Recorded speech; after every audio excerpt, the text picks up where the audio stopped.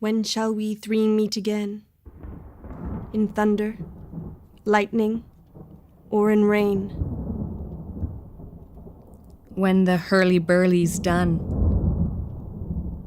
When the battle's lost and won. That will be ere the set of sun. Where the place? Upon the heath. There to meet with Macbeth. I come, Grey Malkin. Paddock calls. Anon. Fair is foul and foul is fair. Hover through the fog and filthy air. Oh, never shall sun that morrow see.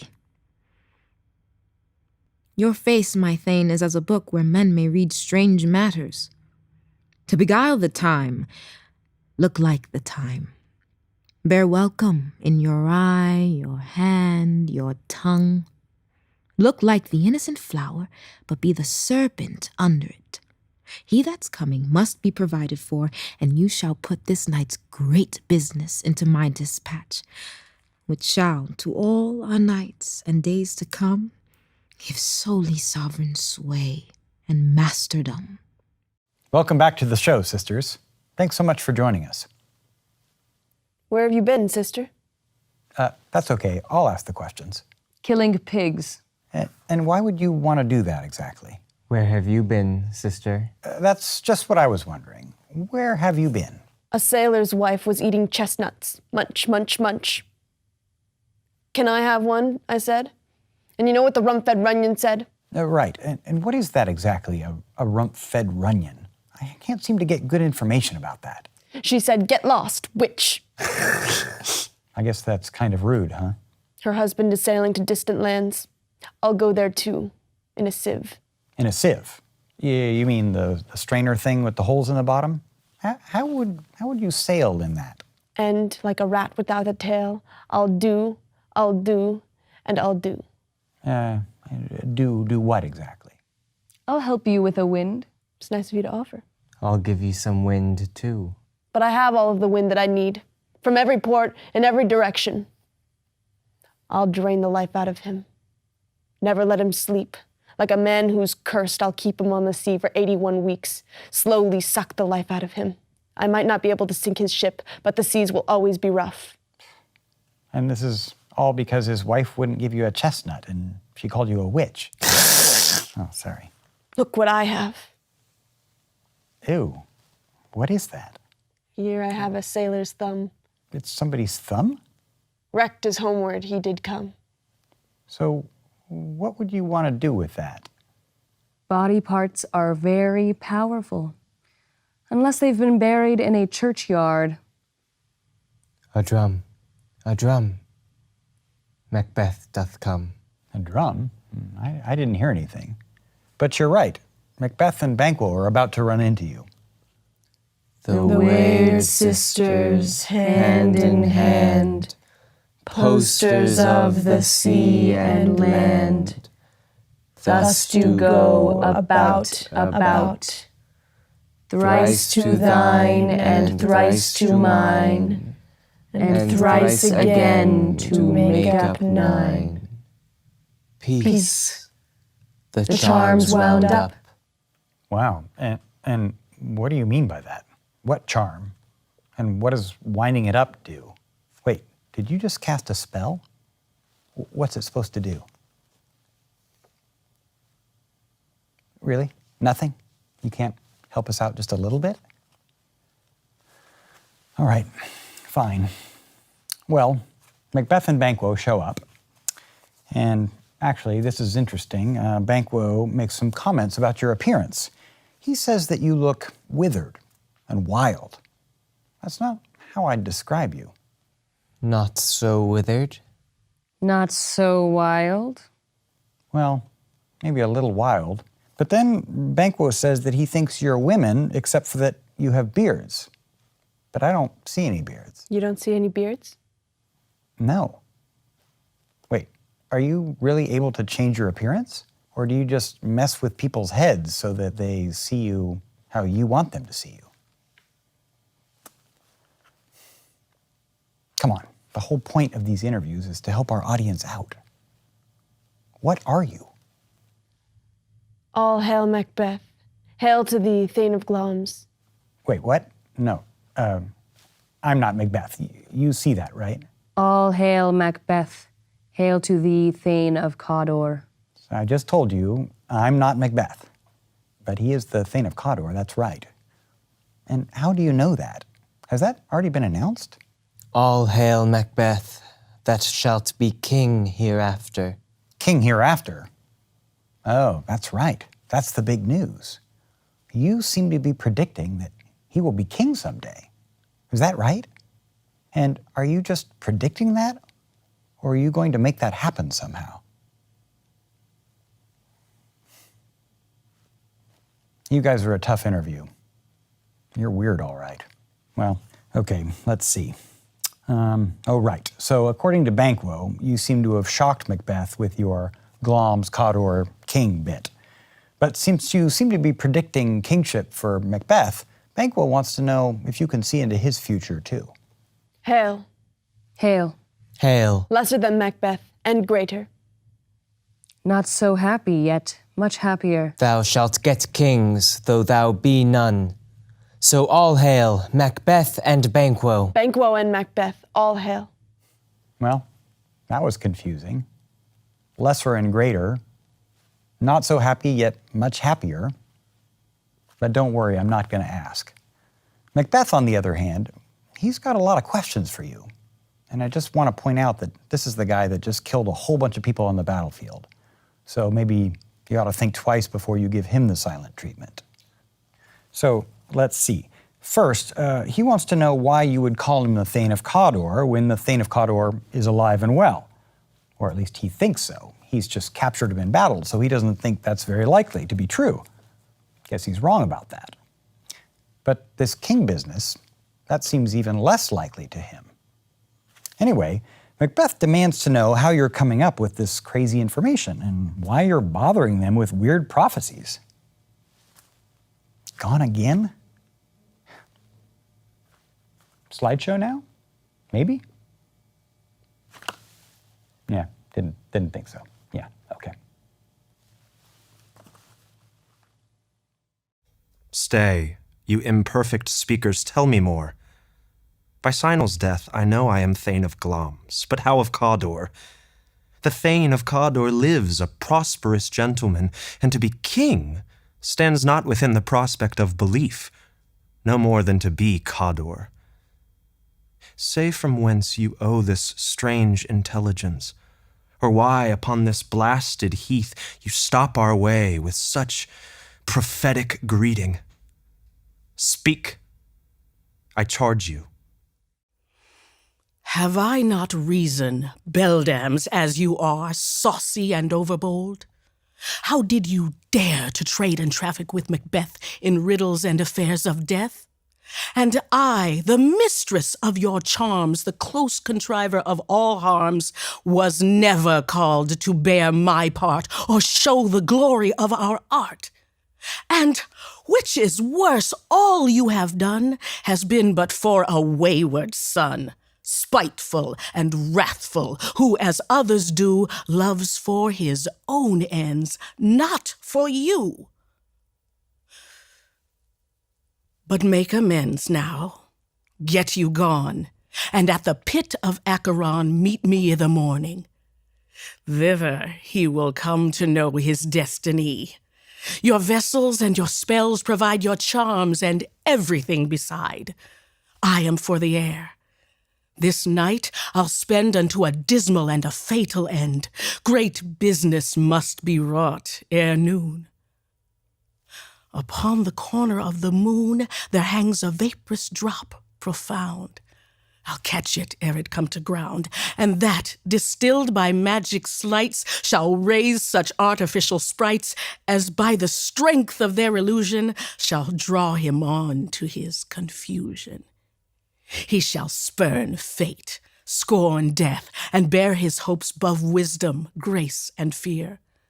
And you all know Security is mortal's chiefest enemy. Hark, I am called. My little spirit, see, sits in a foggy cloud and stays for me. The word weird derives from the old German verb wird, meaning to turn into, to become. In Shakespeare's day, to say something was weird meant that it had the supernatural power to cause something to happen, or to know that something will happen. It's only in the 19th century that weird has taken on its modern sense of referring to anything strange or mysterious. The phrase weird sisters, in fact, had a very specific meaning. It referred to the three ancient mythological goddesses of destiny, the three fates, who are often depicted with a spinning wheel. The first fate is spinning out the thread of life. The second is measuring its length. And the third is cutting it off at the moment of death.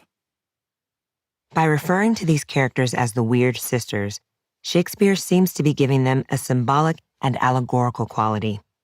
This was a common practice in theater at Shakespeare's time, to have figures on the stage who were not part of the world of the play, but could be used to comment on the action.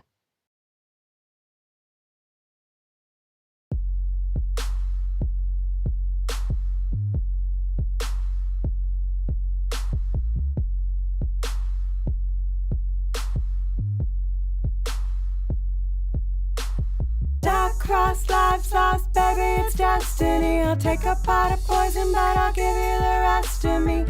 Cross life sauce, baby, it's destiny. I'll take a pot of poison, but I'll give you the rest of me.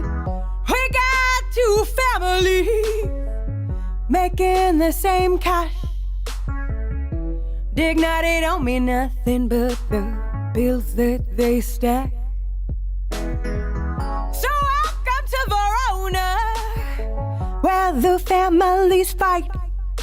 Montagues and Capulets at each other day and night. Oh, dark cross life sauce, baby, it's destiny. I'll take a pot of poison, but I'll give you the rest of me. Dark cross life sauce, baby, it's destiny. I'll take a pot of poison, but I'll give you the rest of me. It started long ago, the feud, the hate. Shakespeare calls it ancient grudge, but now it feels like fate.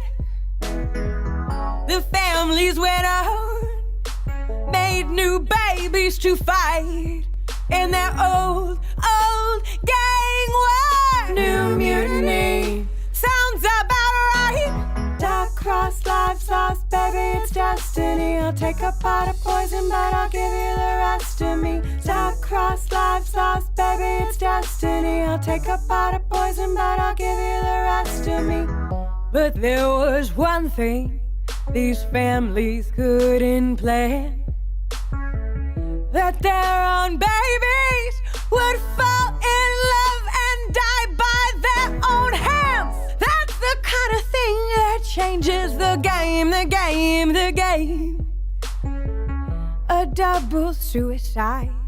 What a shame, what a shame, what a shame, what a shame. Dark cross life sauce, baby, it's destiny. I'll take a pot of poison, but I'll give you the rest of me. Dark cross life sauce, baby, it's destiny. I'll take a pot of poison, but I'll give you the rest of me.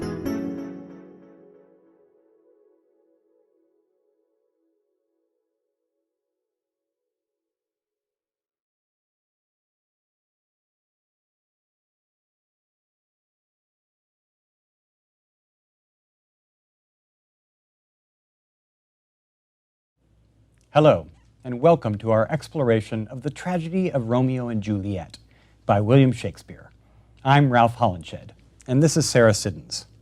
We'll be your host today as we learn more about one of Shakespeare's most famous plays. Thanks, Ralph.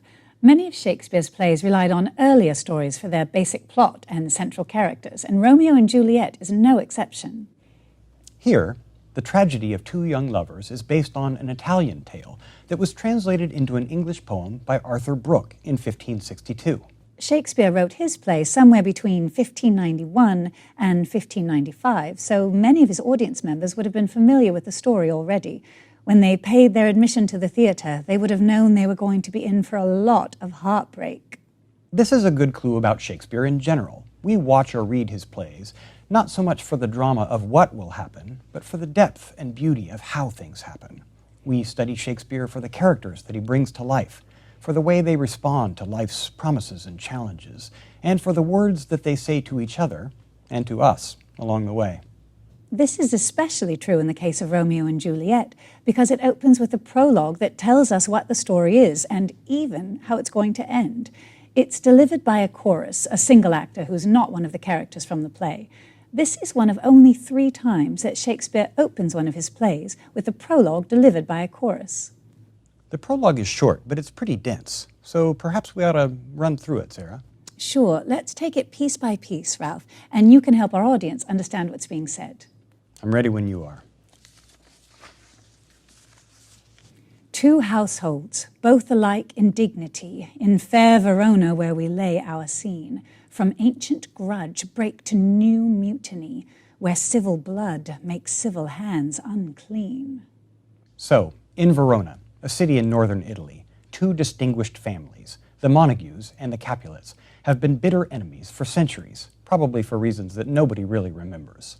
The chorus here tells us that their feud has erupted again, and just like rival gangs in a modern city, the violence between them has affected the entire community. From forth the fatal loins of these 2 foes, a pair of star-crossed lovers take their life, whose misadventured, piteous overthrows do with their death bury their parents' strife. 2 young lovers, one born from each of the rival families, will take their own lives, and because of that, their families will finally decide to end their feud. The fearful passage of their death-marked love and the continuance of their parents' rage, which but their children's end naught could remove, is now the 2 hours' traffic of our stage. The story of their love, and of the feud that only the death of the lovers could bring to an end, will be the story for the next 2 hours on stage.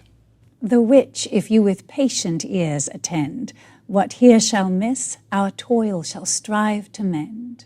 So listen carefully, and we'll try to make up for whatever's missing with our performance. Did you notice, Ralph, that the prologue is a perfect sonnet? That's right, Sarah.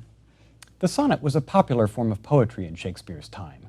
The English sonnet has 14 lines. There are 3 sets of 4 lines each, with alternating rhymes. For example, dignity, seen, mutiny, unclean. And then a final couplet with rhymed endings. Attend and mend. So even how Shakespeare tells us what's going to happen in his play is beautifully and impressively done. So we're off and running, Ralph. Be sure to join us along the way as we talk to some of the play's characters right here in the studio.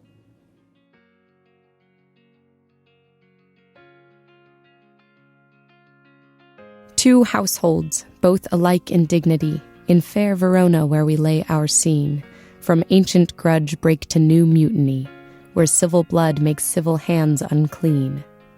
From forth the fatal loins of these 2 foes, a pair of star-crossed lovers take their life, whose misadventured piteous overthrows do with their death bury their parents' strife. The fearful passage of their death-marked love, and the continuance of their parents' rage, which but their children's end naught could remove, is now the 2 hours' traffic of our stage, the which if you with patient ears attend, what here shall miss, our toil shall strive to mend.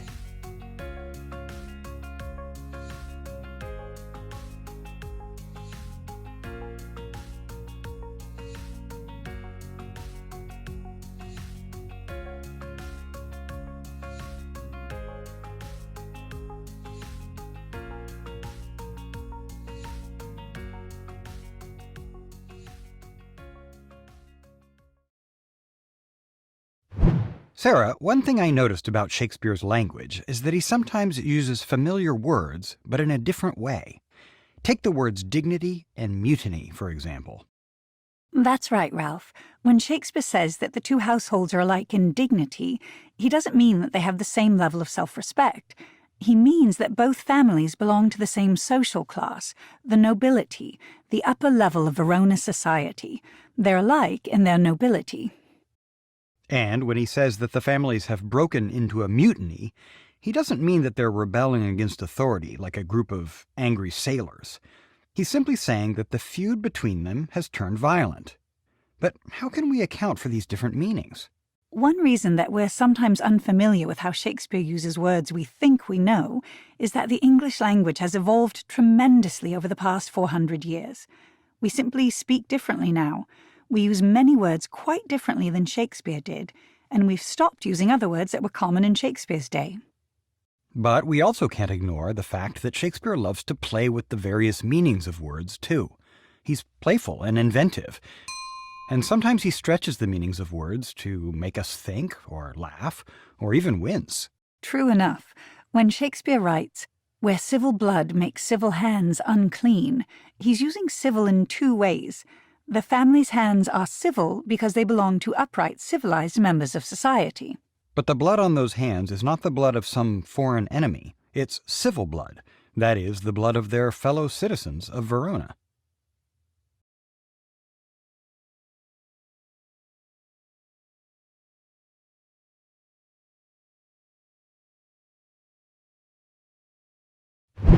Ralph, let's take a closer look at the play's introduction of its two title characters, Romeo and Juliet. Sure, Sarah. From forth the fatal loins of these two foes, a pair of star-crossed lovers take their life. The pair of star-crossed lovers are, of course, Romeo and Juliet, coming forth from their parents' loins. The loins are the lower part of an animal's abdomen, like the loin chops we might buy from a butcher. Here, Shakespeare's referring to the loins as the place of human reproduction. Then, when he refers to the births of Romeo and Juliet as fatal, he's using that word in two senses. A common idea in Shakespeare's day was that the alignment of the planets and the stars at the time of your birth could tell you what fate had in store for you. Having an unfavorable alignment, being star-crossed, meant that things weren't going to go well for you. But fatal here can also mean deadly. As in, the violent family feud into which Romeo and Juliet are born will lead to their untimely deaths. Sarah? What? You're giving it away. The end. You're spoiling it. Oh, please, Ralph. They know that Romeo and Juliet die at the end. Everyone knows that. And Shakespeare is telling us right here, right at the beginning of his play. Well, okay, fine. I guess you're right. So, yes, these lines hint at the conclusion of the play when Romeo and Juliet take their lives as a result of their families fighting. And they also reveal the fact that Romeo and Juliet's deaths will end the feud between their families. With their death, bury their parents' strife. Note here that Shakespeare has included even more clever wordplay. In dying, Romeo and Juliet bring about a different kind of death. They bury their parents' strife. The fighting between the families will die here as the two young lovers die.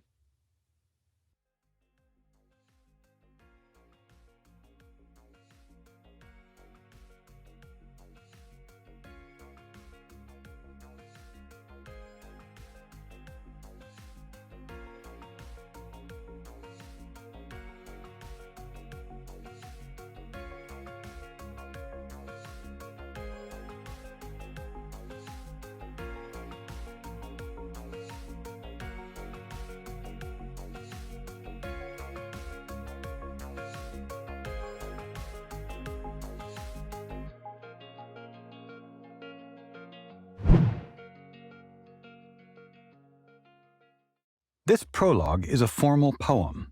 It's in the form of a sonnet, which was primarily used in romance poetry and was even more popular in Shakespeare's time than romance novels are today.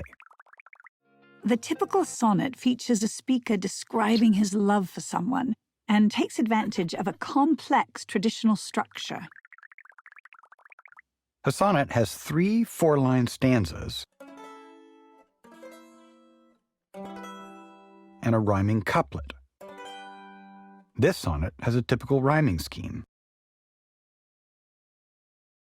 Dignity seen, mutiny unclean. Foes, life, overthrows, strife. Love, rage, remove, stage. And then finally, attend, mend. In addition, you may have noticed that in the third stanza, with our modern pronunciation, love and remove do not rhyme. But apparently they did in Shakespeare's England.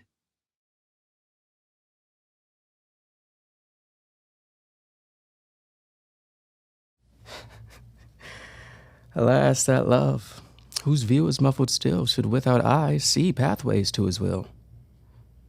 Where shall we dine?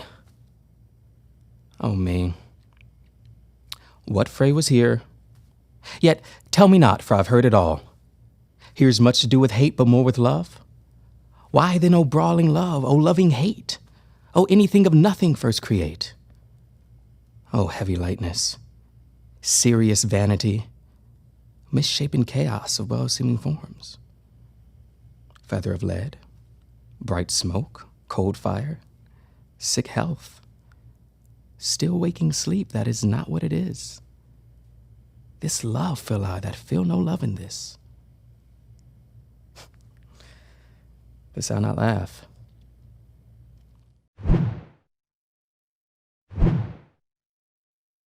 Mercutio says that Romeo is now so in love with Rosaline that he'll imitate the famous poet Petrarch. As he puts it, now is he for the numbers that Petrarch flowed in.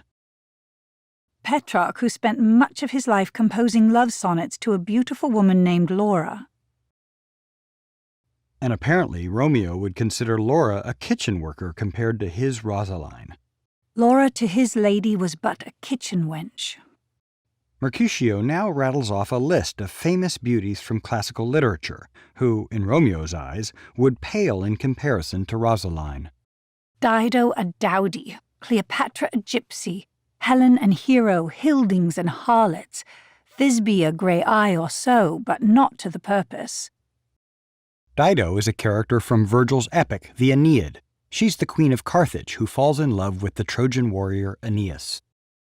When Aeneas sails away, abandoning her, she kills herself from despair. Cleopatra was the last pharaoh of Egypt who seduced Julius Caesar, and after he died, she then seduced Mark Antony, a Roman general. After their army is defeated by Augustus, she commits suicide by letting herself be bitten by a poisonous snake. Helen of Troy was the beautiful Greek queen whose kidnapping set off the Trojan War, as told in Homer's Iliad. Hero, according to Greek myth, was a priestess of Aphrodite, the goddess of love. Her lover, Leander, swam across a channel every night to be with her, until one evening he drowned in a storm. Distraught, Hero threw herself from her tower. Thisbe is a character from a poem by the Roman poet Ovid. Thisbe and Pyramus are in love, but prohibited from seeing each other by their parents' rivalry. That sounds familiar. Pyramus commits suicide, thinking that Thisbe is dead, but she isn't. When Thisbe realizes he's dead, she kills herself with his sword. As an aside, Mercutio jokes that he personally thinks Thisbe had beautiful eyes, but that's beside the point. Shakespeare's audience would have seen the significance of the comparison to Thisbe, since the Thisbe-Pyramus legend was the source for the Romeo and Juliet story. But more generally, all these examples are tragic love stories where love ends in death. Shakespeare's hinting at his own plot, and he's also telling us that these teenagers are following a tradition of a certain kind of romantic love. And in this state she gallops night by night through lovers' brains, and then they dream of love, or courtiers' knees that dream on curtsies straight, or lawyers' fingers that straight dream on fees, or ladies' lips that straight kisses dream, which off the angry mad with blisters plague, because their breaths with sweet meats tainted are. Sometimes she gallops o'er a courtier's nose, and then dreams he of smelling out her suit. And sometimes comes she with a tide's pigtail, tickling a parson's nose as he lies asleep. And then dreams he of another benefice. And yet you draw your knife. Oh my God, unbelievable. Hey, guys. You know what I've got here? Your death. I'm just trying to keep the peace. Calm down, help me break this up. So you draw your knife and talk of peace. I hate that word. I hate Montagues. I hate you.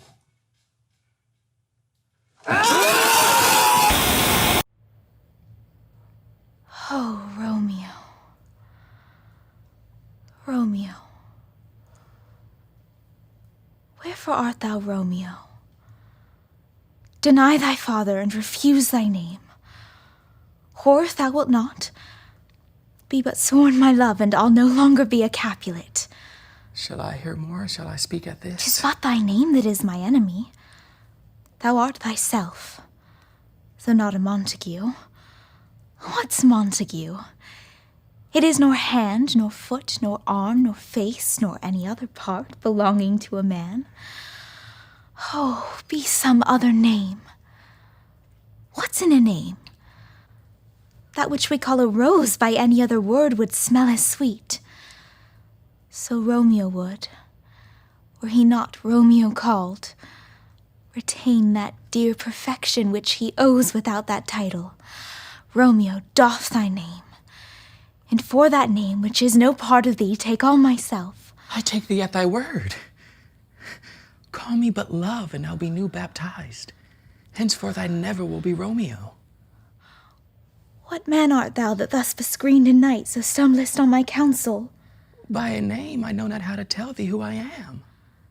My name, dear saint, is hateful to myself because it is an enemy to thee. Had I had written, I would tear the word. My ears have not yet drunk 100 words of thy tongue's utterance, yet I know the sound. Art thou not Romeo and a Montague? Neither, fair maid, of either thee dislike. How camest thou hither, tell me, and wherefore? The orchard walls are high and hard to climb, and the place death, considering who thou art, if any of my kinsmen find thee here. With love's light wings did I approach these walls. For stony limits cannot hold love out, and what love can do that dares love attempt? Therefore thy kinsmen are no stop to me. If they do see thee, they will murder thee. Alack, there lies more peril in thine eye than 20 of their swords.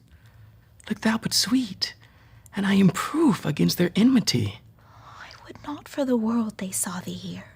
I have night's cloak to hide me from their eyes, and but thou love me, let them find me here. My life were better ended by their hate than death prorogued wanting of thy love.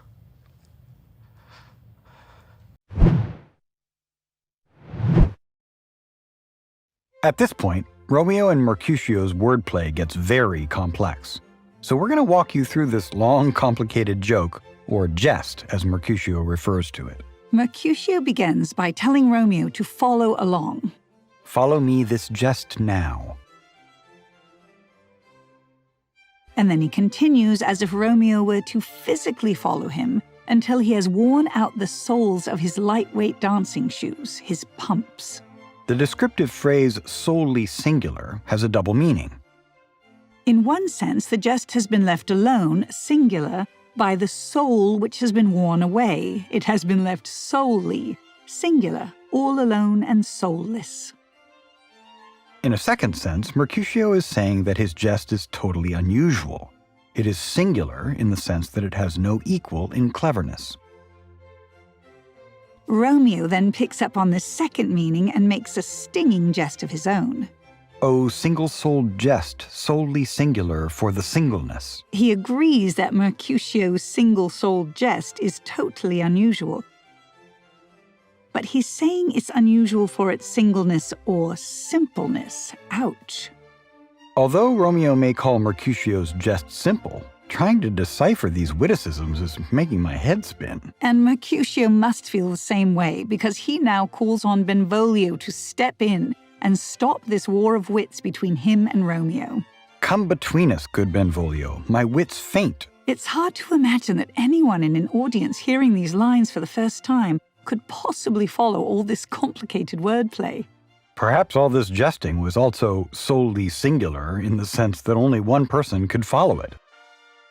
And that person was Shakespeare himself.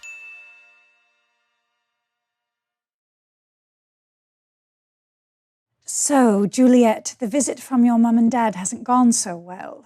Oh, it was awful. I mean, he was yelling and screaming, and he was so mean to me. I mean, can't I say anything? I was just trying to help, and I barely even made a peep. You guys will help me, right?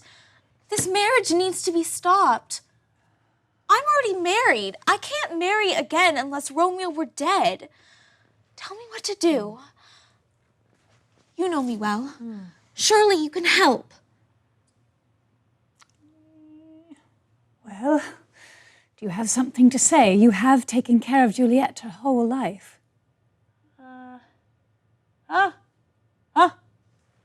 Yes, I've got it. Okay? So, Romeo is banished, and if he came back here, he'd either be killed or he'd have to sneak around. So basically, that's out of the question. So I think it's best, given that that's the way things are, that you married with the county, with Paris. I mean, he's gorgeous and he's rich. I mean, Romeo is a loser compared to the guy, you know? And I really do think that you'd be happy in the second match, you know? And even if Romeo were here, I mean, he'd be as good as dead because you really don't have any use of him. So, Paris. Is that really what you think? That's your advice? That's what you've got for me? I swear it on my heart and soul. Or let the devil take them. Amen. What? Did I miss something? No. Nurse, you've been a great comfort. Go to my mother and tell her that I'm sorry for upsetting Father. And that I'm going to Friar Lawrence's cell to make confession and to be absolved. Now that's a good girl. I knew she'd come around. Yes, well, I guess you know best.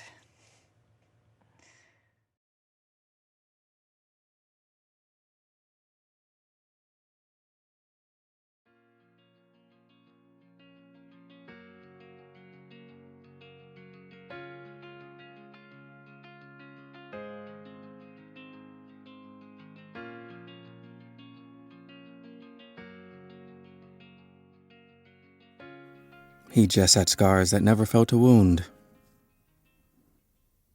but soft. What light the yonder window breaks? It is the east, and Juliet is the sun. Arise, fair sun, and kill the envious moon, who is already sick and pale with grief, that thou, her maid, art far more fair than she. Be not her maid, since she is envious. Her vestal livery is but sick and green, and none but fools do wear it. Cast it off. It is my lady. Oh, it is my love. Oh, that she knew she were. She speaks, yet she says nothing. What of that? Her eye discourses. I will answer it. I am too bold. 'Tis not to me she speaks. Two of the fairest stars in all the heaven, having some business, do entreat her eyes to twinkle in their spheres till they return. What if her eyes were there, they in her head? The brightness of her cheek would shame those stars as daylight doth a lamp. Her eyes in heaven would through the airy region stream so bright that birds would sing and think it were not night. See how she leans her cheek upon her hand. Oh, that I were a glove upon that hand, that I might touch that cheek.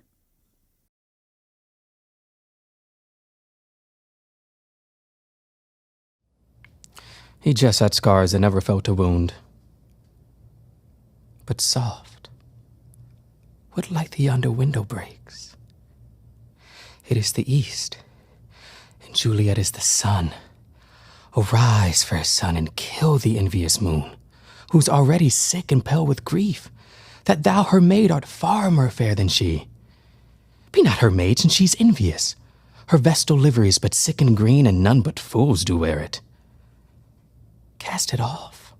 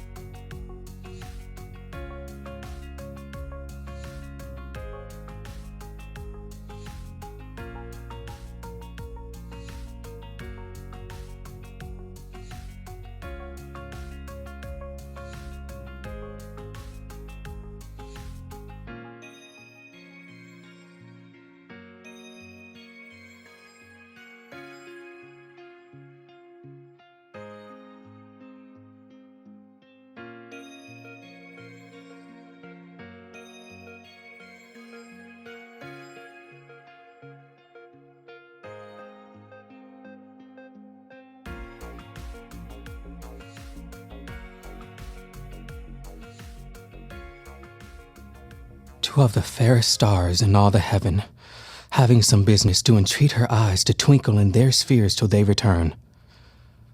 What if her eyes were there, they in her head? The brightness of her cheek would shame those stars as daylight doth a lamp. Her eyes in heaven would through the airy region stream so bright that birds would sing and think it were not night. See how she leans her cheek upon her hand? Oh, that I were a glove upon that hand, that I might touch that cheek.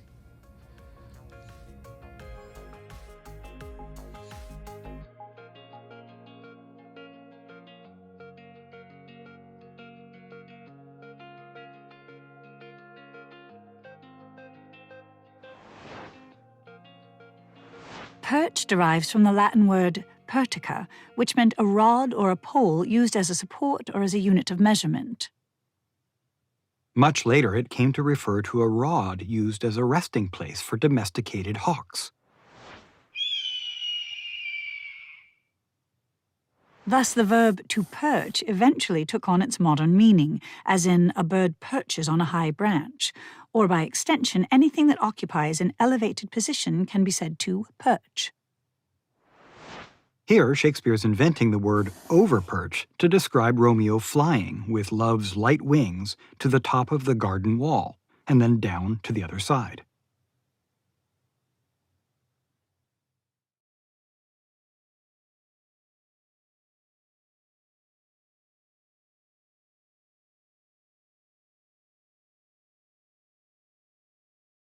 So, Romeo, you've left the party, but you can't quite leave the Capulet estate.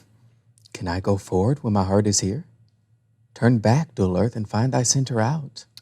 You said dull earth. What do you mean by that? You know, my body this clay were made from. And we have this saying, as dull as earth. It's Juliet who brings this dull earth to life. She's my center. So you turn back towards the Capulets. You jump a wall into an orchard. Yeah. Leaving your friends behind. They're frankly wondering where you went. And Mercutio can't help but poke a little fun at your lovesickness. Yeah, it's easy to make fun of pain you've never felt. And suddenly, you see a light in a window, and it's as if the sun were rising in the east. Yeah, a sunrise. But Juliet is the sun. Even the moon can't compare to the light she gives off. Yes, and you point out that the moon is a symbol of virginity, and so Juliet, in a sense, is her follower, her maid. Except the moon is jealous of Juliet because she's so much brighter than the moon. And she's becoming a woman, Ralph. She'll soon be done with virginity. Okay. And then you see her in the window, and she's looking at the night sky.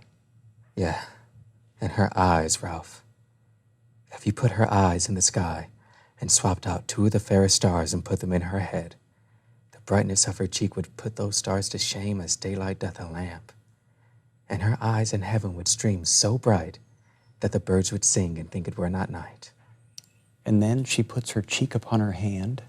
Oh, that I were a glove upon that hand, that I might touch that cheek. And then she speaks. And for more on that, let's go back to Sarah. Thanks, Ralph. Juliet, you're back in your room after the party, having just met Romeo. It seems to have been a rather intense first meeting. What are your thoughts now? Oh, Romeo, Romeo, wherefore art thou Romeo? Wherefore? Do you mean, where is he? No, wherefore, why? Why did he have to be Romeo? Oh, yes, I see. You mean because he's a Montague. He should renounce his family and refuse his name. Or, if he won't, and he swears his love for me, I'll do it. I'll no longer be a Capulet. Can I say something, or should I wait? Because I'd really like to answer that. Let's wait. I mean, what's in a name, anyway? It's not like any part of his body is the Montague part. He's just himself. That which we call a rose by any other word would smell as sweet. Romeo would be just as perfect without his name. He should get rid of it. And for his name, take all of me. I can do that. I'll do that. Call me your love and we can forget about Romeo. Romeo who? Romeo? Is that you? It's me, but it's not Romeo if you don't like that name. You shouldn't be visiting me right now. My family would kill you if they knew that you were here. I'd just as soon be killed by them than not be loved by you. So you overheard what I was saying just now, didn't you? I don't want you to think that I've fallen in love with you too easily. I should have played hard to get. That's what everybody says, but trust me, I will be more true than any of those women who pretend not to be interested. Anyway, I didn't know you were listening when I said that I loved you. Don't think I do it too easily. Lady, I swear by the moon. Don't swear by the moon. The moon changes every night, and I don't want your love to be that way. Look, although I joy in thee, I don't like our meeting this way. I mean, it's at night and you're wherever you are. It feels too rash, too unadvised, too sudden, too much like lightning, which is gone before one can say that it even happened. Good night.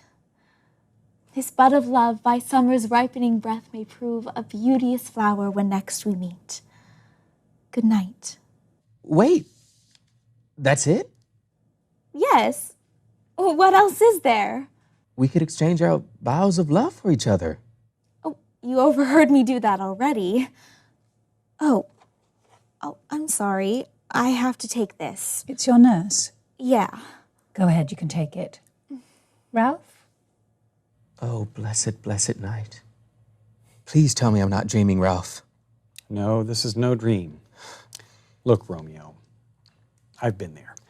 I could tell you stories about nights that I've had that started out like this, and you would just... Ralph, so sorry to interrupt a story about you, but Juliet's back.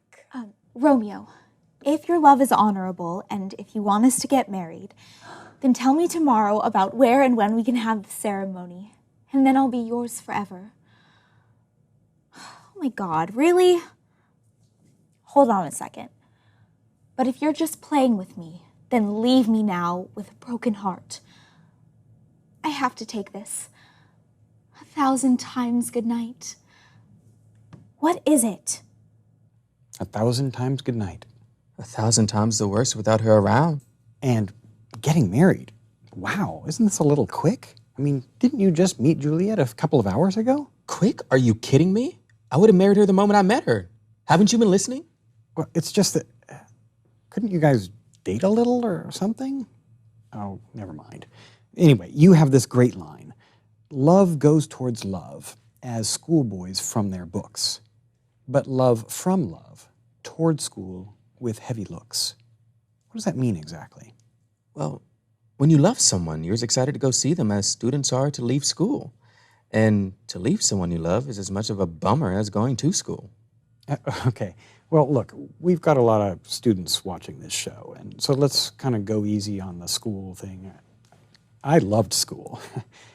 Anyway, I get your point. Oh, it sounds like we're not done here. Romeo, I'm here. what time should I send a messenger to you tomorrow? How about 9? Okay, 9 it is. I forgot what I was going to say. That's okay.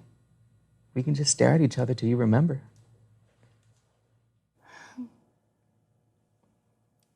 Juliet, it's almost morning. You really should get going, don't you think? You're right. Good night. Parting is such sweet sorrow that I shall say good night till it be morrow. Sleep dwell upon thine eyes, peace in thy breast. Would I were sleep in peace, so sweet to rest. All right, I think that's finally the last good night. So, what's the plan now? To arrange for us to be married. Just like that? Just like that.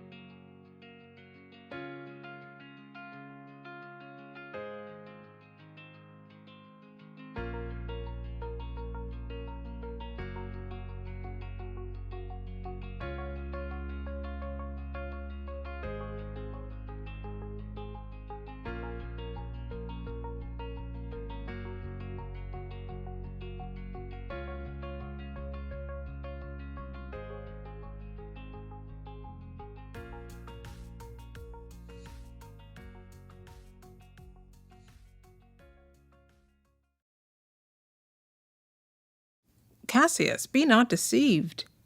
If I have veiled my look, I turn the trouble of my countenance merely upon myself. Vexed I am of late, with passions of some difference, conceptions only proper to myself, which give some soil, perhaps, to my behaviors. But let not, therefore, my good friends be grieved, among which number, Cassius, be you one, nor construe any further my neglect, than that poor Brutus, with himself at war, forgets the shows of love to other men. Would he were fatter! But I fear him not. Yet if my name were liable to fear, I do not know the man I should avoid so soon as that spare Cassius. He reads much. He is a great observer, and he looks quite through the deeds of men. He loves no plays as thou dost, Antony. He hears no music. Seldom he smiles, and smiles in such a sort as if he mocked himself, and scorned his spirit that could be moved to smile at anything. Such men as he be never at heart's ease, whilst they behold a greater than themselves, and therefore are they very dangerous. I rather tell thee what is to be feared than what I fear, for always I am Caesar. Come on my right hand, for this ear is deaf, and tell me truly what thou thinkest of him.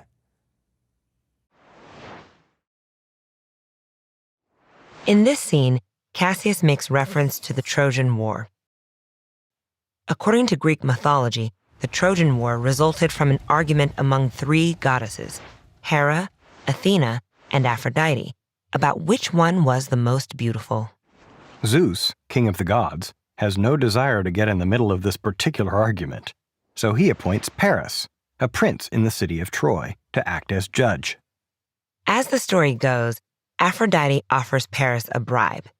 If he declares her the most beautiful goddess, she will make the most beautiful woman on earth, Helen of Sparta, fall in love with him.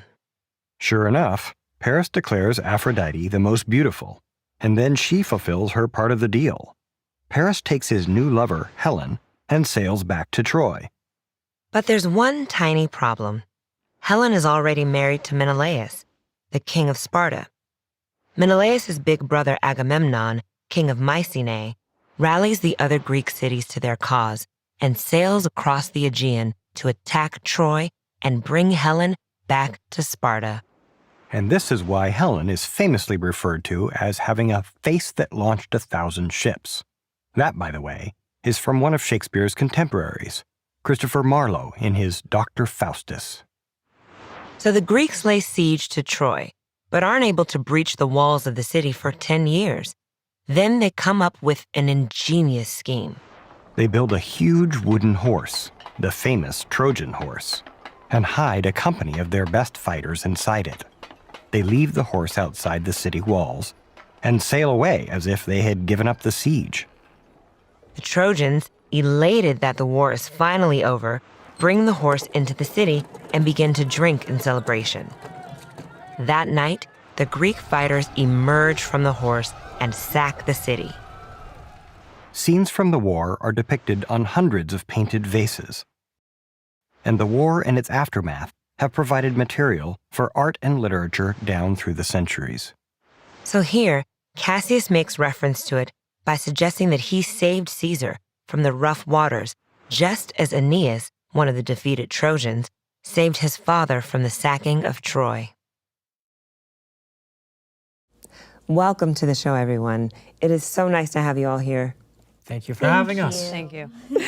Ladies first, you are Calpurnia, wife of Caesar. That's right. And you, sir, Mark Antony, a great friend of Caesar. Which brings us to you. Last but certainly not least, the illustrious Caesar himself. It is an honor to have you in the studio, sir. Guilty as charged. I am the great Caesar. Have we met? Oh, no, I'm sorry. My name is Servilia. A wonderful name. We know many Servilias. You know, Brutus's mother is named Servilia. I'm well aware. Who is also Cassius's mother-in-law, of course. And Cato's half-sister. Oh my, I'll be interviewing Brutus and Cassius today as well. Small world. The Roman Empire is vast, as I'm sure you must know, Servilia. but it's ruled by just a small group of like-minded men. Like-minded? For the most part. We all want what's good for Rome, even if we don't always agree on what that is. And your second name, if I may ask? Oh, Plutarch. Servilia Plutarch. I don't think we know the Plutarchs, do we, dear? No, I don't think so. Well, the Plutarchs are very interested in you, sir. Isn't everybody? Well, thank you for taking the time. I know it's an incredibly busy day. You, sir, have just finished your triumphal procession through Rome. Congratulations. As I understand it, this is how you Romans celebrate a major victory? That's right, Servilia.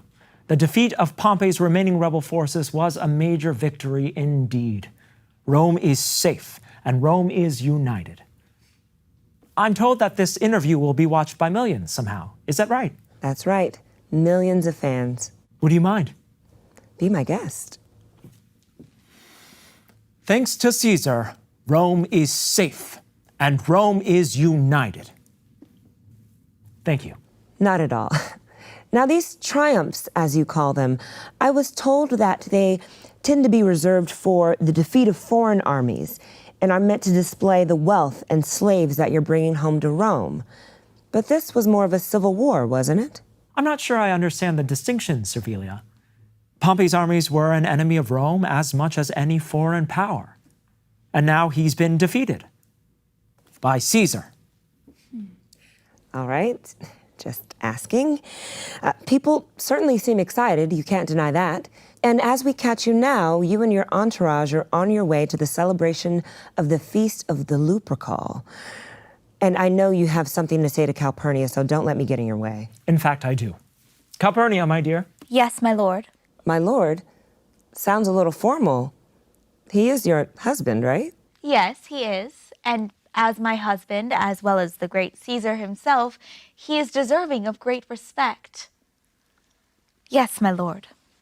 When Antonius runs the race, I want to make sure you stand directly in his way. Sorry, quick question.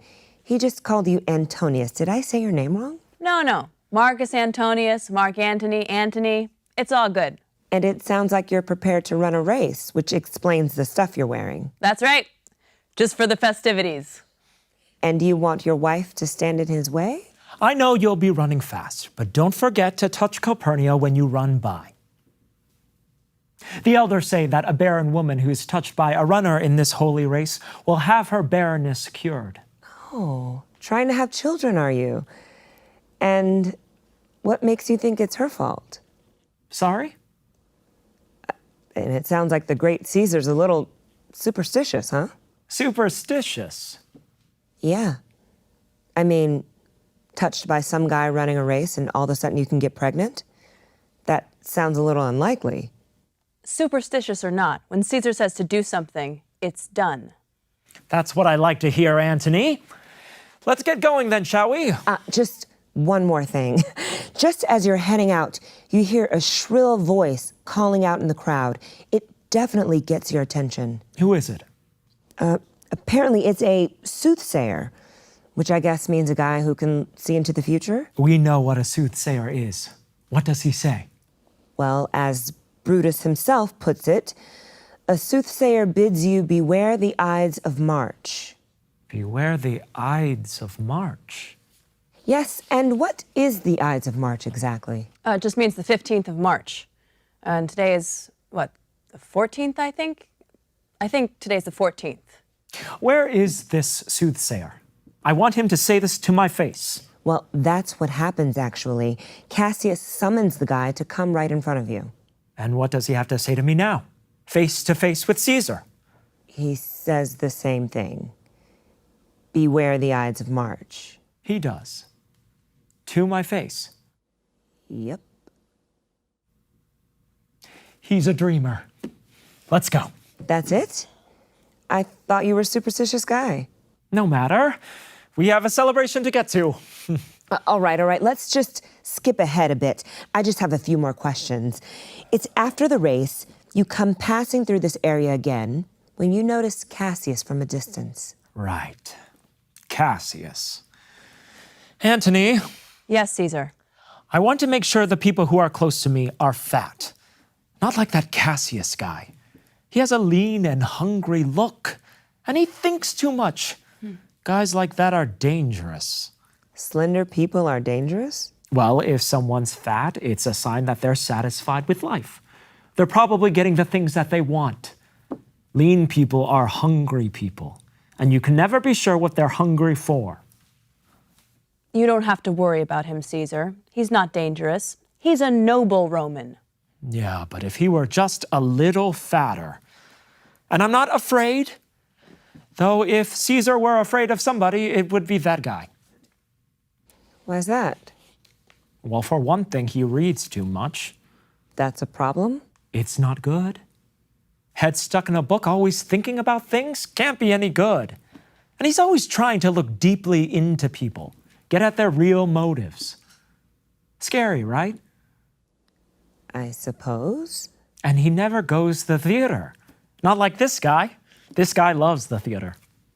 Okay, now that I understand. I too love the theater. See, I knew I could trust you. Unlike that Cassius, doesn't listen to music either. Okay, now I'm starting to get the picture. Who doesn't like to listen to music? Right? And he hardly ever smiles. And when he does smile, he's almost smiling as if he's mocking himself for almost having smiled. It's guys like this who can never be comfortable around someone greater than themselves. You mean around you? For example. Anyway, that's why guys like this are dangerous. Now, I'm only telling you what should be feared, not that I'm feeling afraid, for I am Caesar. I'm starting to understand how this works. Antony, come sit on my right, for this ear is deaf, and tell me what you really think of Cassius. You're deaf in one ear? Yes? What of it? I don't know. Great Caesar and all that. It seems like you're just a regular guy in a lot of ways. Regular guy? You should really watch what you say, miss. Look, I've only known you for a few minutes, but it seems like there's two different Caesars. There's the public Caesar, the one that won the battle, and who everyone is crazy about, and who refers to himself as Caesar. And then there's you, the human being, the one whose wife and he maybe can't have a baby, and who's deaf in one ear, and who's maybe just a little bit afraid of Cassius. Are you done yet? I think Caesar has heard enough. I don't have to be here, you know. No, of course not. We can stop there. I love your necklace. Oh, thank you. It's from Spain, actually.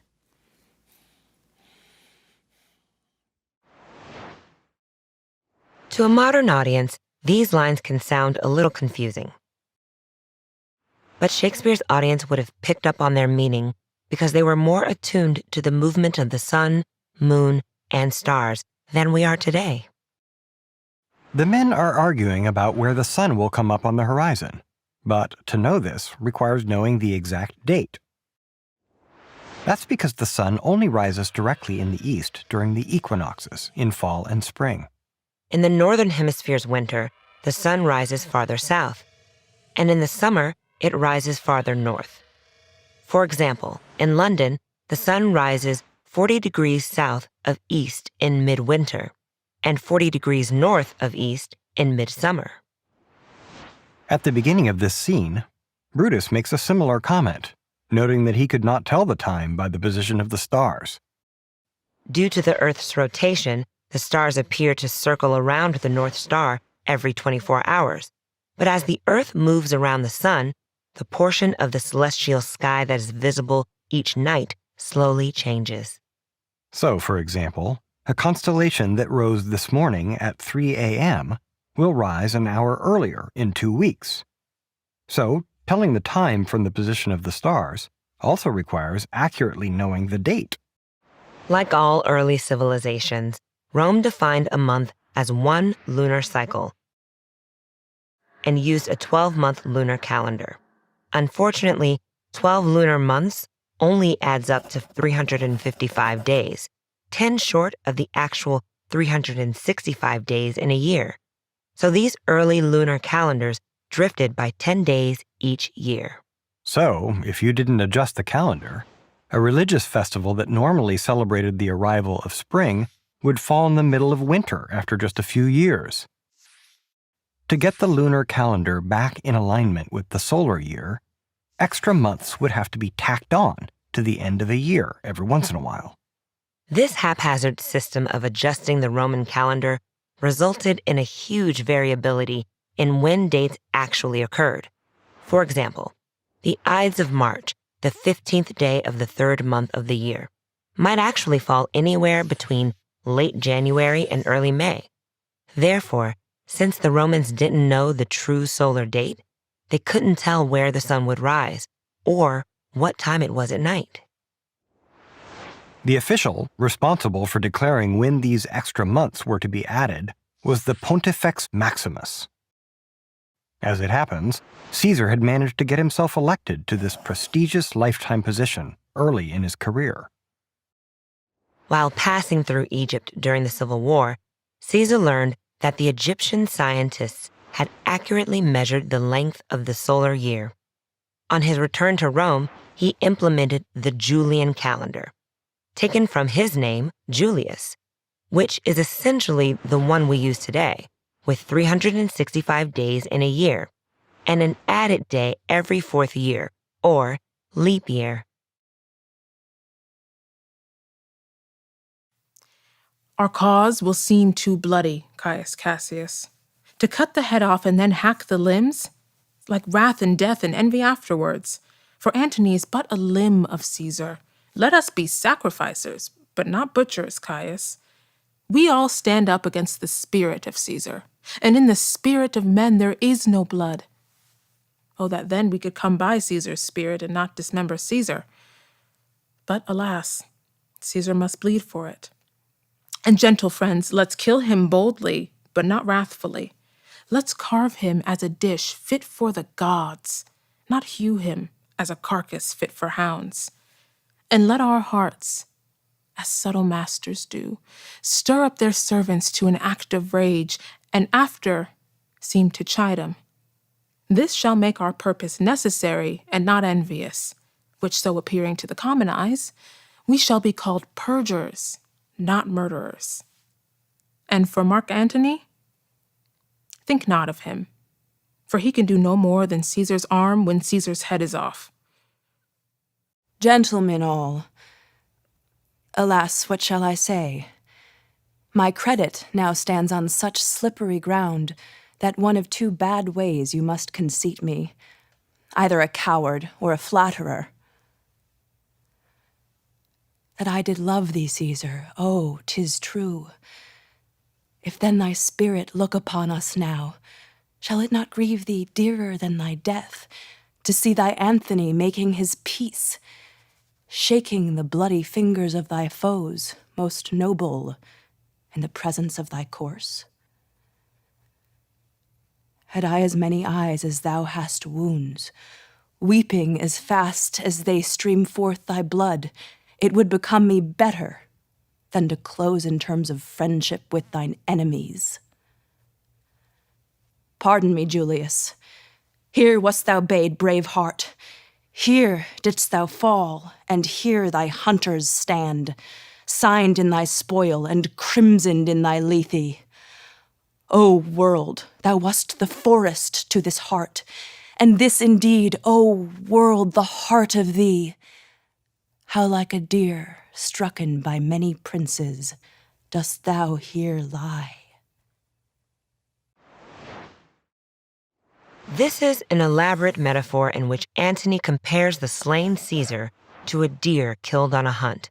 A hart is a male deer. The verb to bay is derived from the Latin badare, to open the mouth. To bay means to bark, and usually refers to hunting dogs. In this metaphor, the deer has been bayed. That is, it has been cornered by the barking hunting dogs, just as Caesar has been cornered by his assassins. The word spoil derives from the Latin spolium, which is the skin stripped off a killed animal. In ancient times, it also came to refer to the valuable armor stripped off of an opponent slain in battle.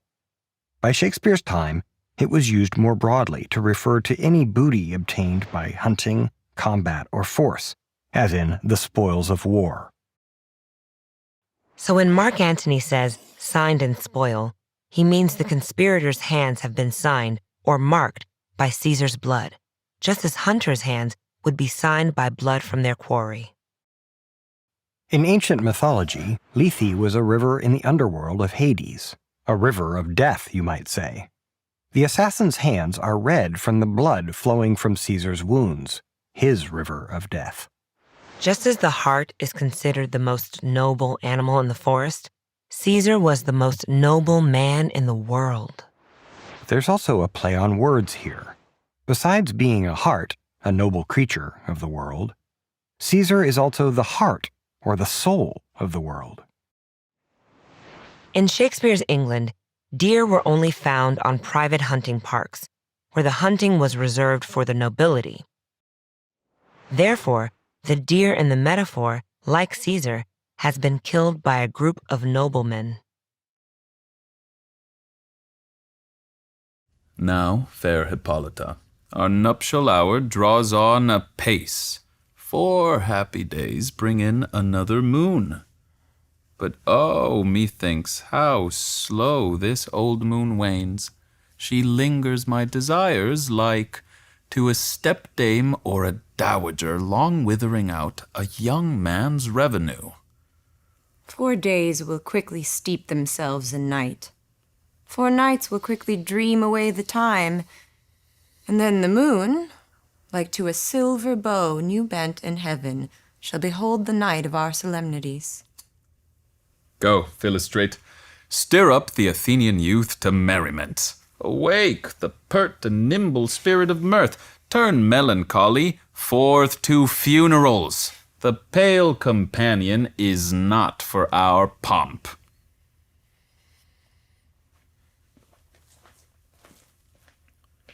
Hippolyta, I wooed thee with my sword, and won thy love doing thee injuries. But I will wed thee in another key, with pomp, with triumph, and with revelling. So will I grow, so live, so die, my lord, ere I will yield my virgin patent up unto his lordship, whose unwished yoke my soul consents not to give sovereignty. How now, my love? Why is your cheek so pale? How chance the roses there do fade so fast? Belike for want of rain, which I could well beteem them from the tempest of my eyes. Ay me, for aught that I could ever read, could ever hear by tale or history, the course of true love never did run smooth. But either it was different in blood, Oh, cross, too high to be enthralled to low, or else misgrafted in respect of years, spite, too old to be engaged to young. or merit stood upon the choice of friends. Oh, hell, to choose love by another's eyes. Or, if there were a sympathy in choice, war, death, or sickness did lay siege to it, making it momentary as a sound, swift as a shadow, short as any dream, brief as the lightning in the collied night, that in a spleen unfolds both heaven and earth. And ere a man hath power to say, behold, the jaws of darkness do devour it up. So quick, bright things come to confusion. If then true lovers have been ever crossed, it stands as an edict in destiny. Then let us teach our trial patience, because it is a customary cross as due to love as thoughts and dreams and sighs, wishes and tears, poor fancy's followers. Welcome back, everybody. I've caught up with Helena, the young Athenian woman we've been hearing about. I'm sorry. Is somebody hearing about me? Is someone talking about me? What are they saying? It's nothing. I mean, we'll get to that, I'm sure. But I'd love to find out more about you, but we need to start with what's happening when our audience first meets you. You mean like right now? Well, yes, I guess that means right now. And what's happening right now is that you are out and about when you run into Hermia and Lysander. Oh, I run into Hermia and Lysander? Well, and then what? Does she say anything to me? I know exactly what she says, actually. She says, Godspeed, fair Helena, whither away. Oh, that's cute. Whither away. And that just means, where are you going? Does she just call me fair Helena? God, she needs to take that back. Well, isn't that a friendly greeting? Doesn't that mean you're attractive? No, Demetrius loves her. Fair. Oh, happy fair. Ah, yes, Demetrius. That's what our audience has heard about you, by the way. They just know that you are in love with Demetrius, but that Demetrius is in love with Hermia. Sorry about that. But if you think that means that you're not attractive, that's a pretty silly thought. Her eyes are like guiding stars to Demetrius. Her voice is like the lark in a shepherd's ear on a spring morning when the wheat is green and hawthorn buds appear. Oh my, well, you're certainly making Hermia sound attractive, but she seems like that to Demetrius because he's in love with her. That's the way these things work. It's only natural that he thinks she's the most beautiful woman in the world. It doesn't mean she's more attractive than you, though. You know how you can catch a cold from someone? Yeah. Well, why can't I catch her good looks from her? You know, catch from her the way Demetrius looks at her. Yeah. Oh, well, would we really want the world to work that way? No, I mean, I would catch Hermia's words. You know, the one she just said that you said she said. Godspeed, fair Helena, whither away. Yeah, that's right, exactly. So I would catch her words, and then before I leave, I could catch her voice, and I could catch her eyes, and then my tongue could catch her tongue's sweet melody. Well, it sounds like you're saying that you wish you were Hermia, but you don't really want to change who you are. Well, honestly, sorry, what's your name again? My name's Athena. Oh, really? Did you know that? Yeah, I know Athena, Athens, we've been over this, so please continue what you're saying. Okay. If the entire world belonged to you, then... Right, well, if the entire world belonged to me, you know, with Demetrius sort of off to one side and... Yeah, an entire world, Demetrius, got it. Right, yeah, if the entire world belonged to me, I would give it all up to be turned into Hermia. You know, we're not really supposed to interfere, but...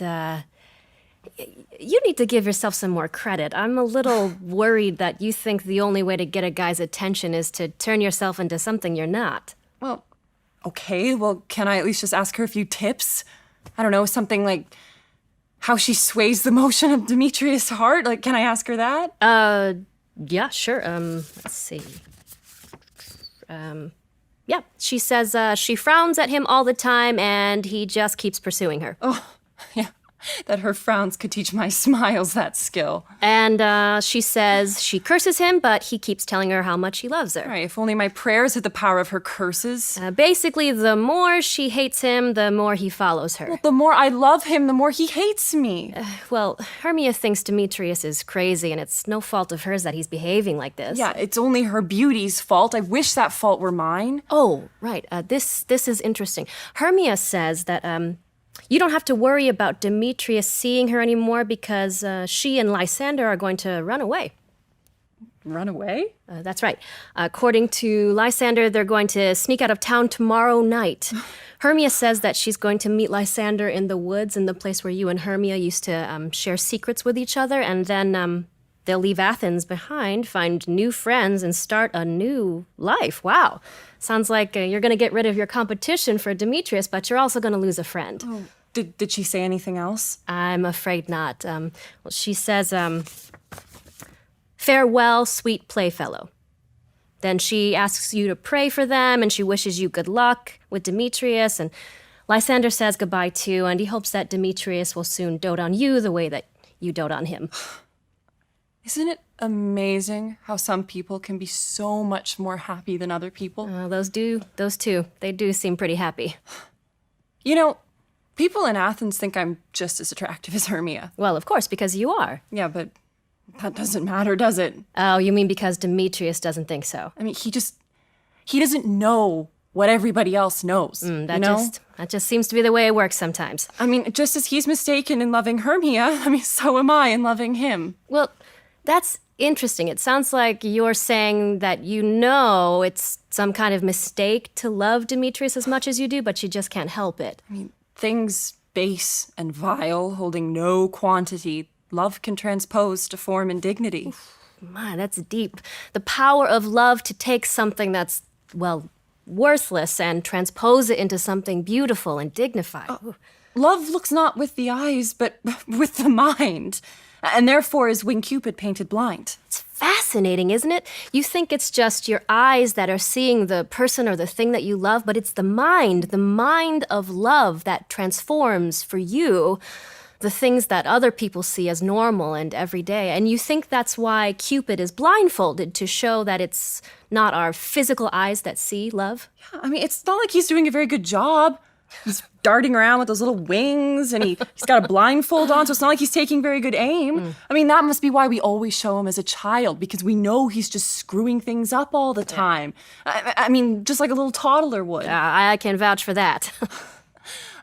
Do you know, by the way, that Demetrius was actually recently in love with me? We did hear about that, which lowered my opinion of him, I must say. Yeah, well, as soon as that hail of love from him felt that little bit of heat from Hermia, he completely dissolved along with the showers of oaths of love for me. Well, Helena, I have to say, I kind of underestimated you. I thought you were being totally controlled by your emotions, but now here you are, stepping back and taking a good look at what's happening and realizing that love can't always be trusted, that little blindfolded, quick-winged Cupid doesn't really know what he's doing. So sometimes we need to take a philosophical perspective, a little step back that shows us the patterns that we need to break that just aren't good for us. I'm proud of you. I should go tell him. What's that? Oh, tell Demetrius that you're ready to stop playing this game. I think that's a great idea. No, I should tell him that Hermia's running off to the woods. Wait, why would you do that? Well, if I tell him that Hermia is going to the forest, then Demetrius is going to want to follow her. Yes, but why would you want him to follow her? Isn't it better for you if she just leaves for good? No, if I tell Demetrius about Hermia's little secret, then maybe he'll thank me for it. Maybe he'll thank you for it? Yeah, if Demetrius shows me even a speck of gratitude, it'll be worth it. Ah, dear, what happened to your philosophical breakthrough? Well, I mean, if nothing else, I'll get to see him before he goes and then again when he comes back after, so I should get going. Yeah, sure. Just, let's just look at the camera. Is all our company here? You were best to call them generally, man by man, according to the script. Here is the scroll of every man's name, which is thought fit through all Athens to play in our interlude before the Duke and the Duchess on his wedding day at night. First, good Peter Quince, say what the play treats on. Then read the names of the actors, and so grow to a point. Mary, our play is the most lamentable comedy and most cruel death of Pyramus and Thisbe. A very good piece of work, I assure you, and a merry. Now, good Peter Quince, call forth your actors by the scroll. Masters, spread yourselves. Answer as I call you. Nick Bottom the Weaver. Ready! Name what part I am for and proceed. You, Nick Bottom, are set down for Pyramus. What is Pyramus? A lover or a tyrant? A lover that kills himself most gallantly for love.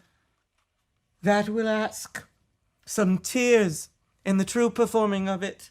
If I do it, let the audience look to their eyes.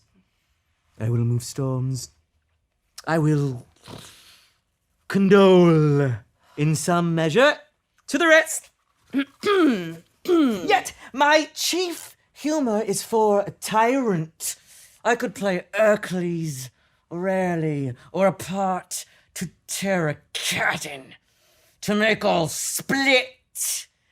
The raging rocks and shivering shocks shall break the locks of prison gates, and Phoebus' car shall shine from far and make and mar the foolish fates. Okay.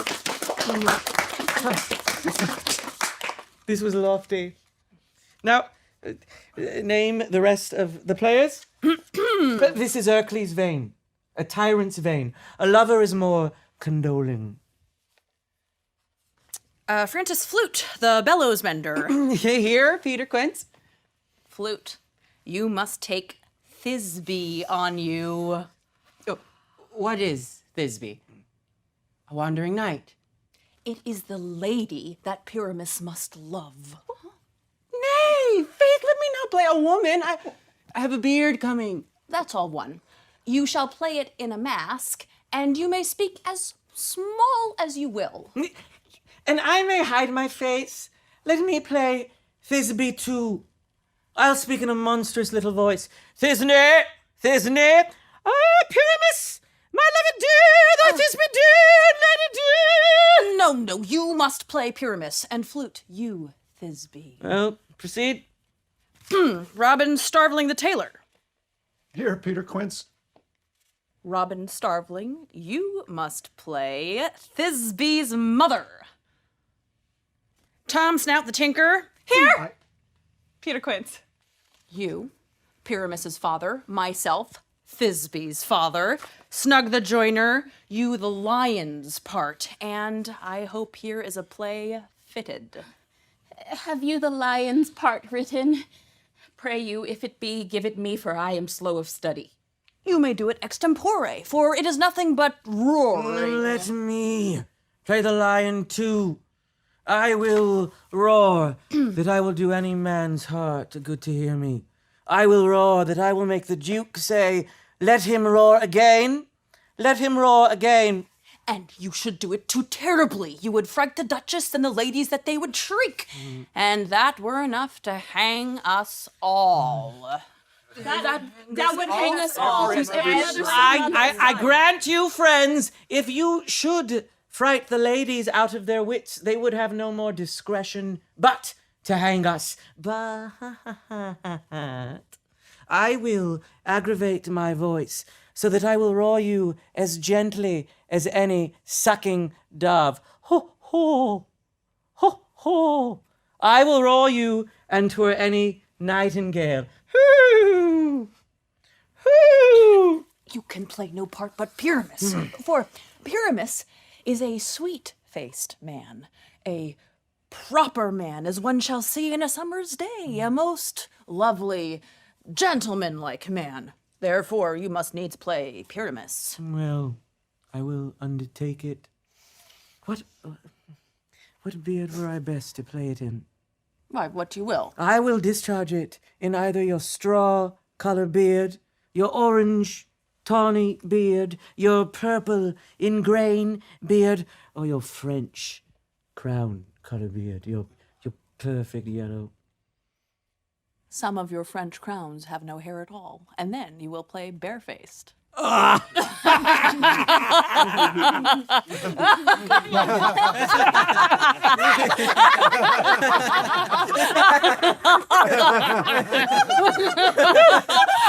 masters, here are your parts, and I am to entreat you, request you, and desire you to con them by tomorrow night.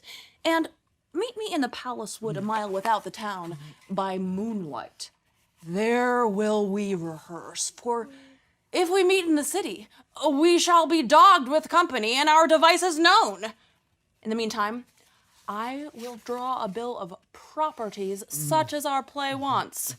I pray you, fail me not. We will meet, and there we may rehearse most obscenely and courageously. Take pains. Be perfect. Adieu. At the Duke's oak we meet. Enough. Hold. Or cut bowstrings.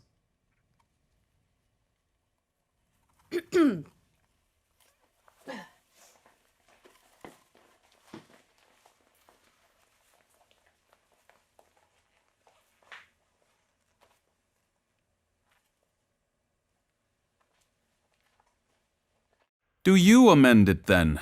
It lies in you. Why should Titania cross her Oberon? I do but beg a little changeling boy to be my henchman. Come, Sit thee down upon this flowery bed while I thy amiable cheeks do coy, and stick musk roses in thy sleek, smooth head, and kiss thy fair, large ears, my gentle joy. Where's Peas Blossom? I scratch my head, Peas Blossom. Where's Monsieur Cobweb? Monsieur Cobweb, good monsieur, get you your weapons in your hand, and kill me a red-hipped tumblebee on the top of a thistle. And, good monsieur, bring me the honey bag. Do not fret yourself too much in the action, monsieur. And, good monsieur, have a care the honey bag break not. I would be loath to have you overflown with the honey bag, signor. Where's Monsieur Mustard Seed? Oh, give me your neat, Monsieur Mustard Seed. Pray you leave your courtesy, good monsieur. Nothing, good monsieur, but to help Cavaliere Peas Blossom to scratch. I must to the barber's, monsieur, for methinks I am marvelous hairy about the face, and I'm such a tender ass. If my hair do but tickle me, I must scratch. What? Wilt thou hear some music, my sweet love? I have a reasonable good ear in music. Let's have the tongs and the bones. Or say, sweet love, what thou desires to eat. Truly, a peck of provender. I could munch your good dry oats. Methinks I have a great desire to a bottle of hay. Good hay, sweet hay, hath no fellow. I have a venturous fairy that shall seek the squirrel's hoard and fetch thee off new nuts. I had rather have a handful or two of dried peas, but I pray you, let none of your people stir me. I have an exposition of sleep come upon me. Sleep thou, and I will wind thee in my arms. Fairies, be gone, and be always away. So doth the woodbine the sweet honeysuckle gently entwist. The female ivy so enrings the barky fingers of the elm. Oh, how I love thee, how I dote on thee.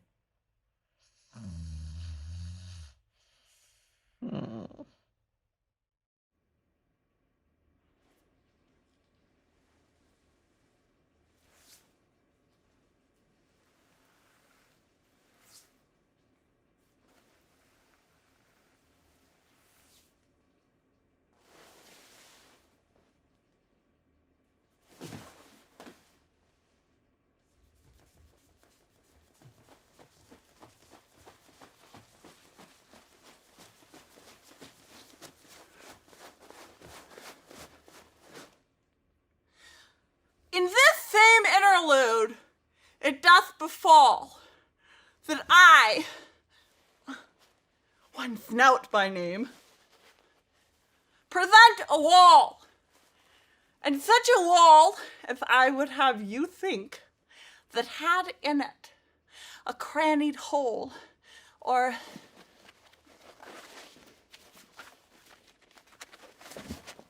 chink, through which the lovers, Pyramus and Thisbe, did whisper often, very secretly. This loam, this rough cast, and this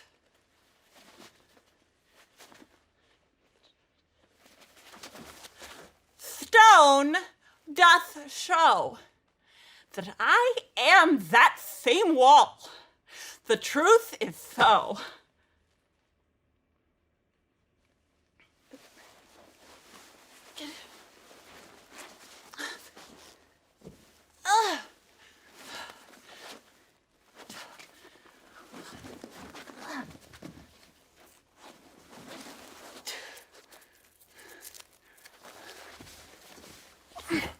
And this, the cranny is, right and sinister, through which the fearful lovers are to whisper.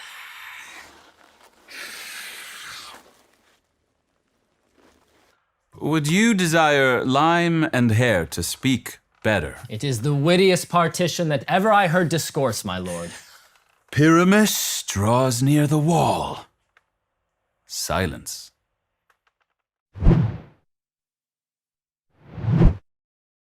At first glance, this prologue by Quince seems to be a very clumsily written speech in the style of a typical prologue from the period, one that flatters the audience while asking for their forgiveness for any shortcomings in the performance. Ah, sort of like the prologue from Romeo and Juliet. That's right, Ralph.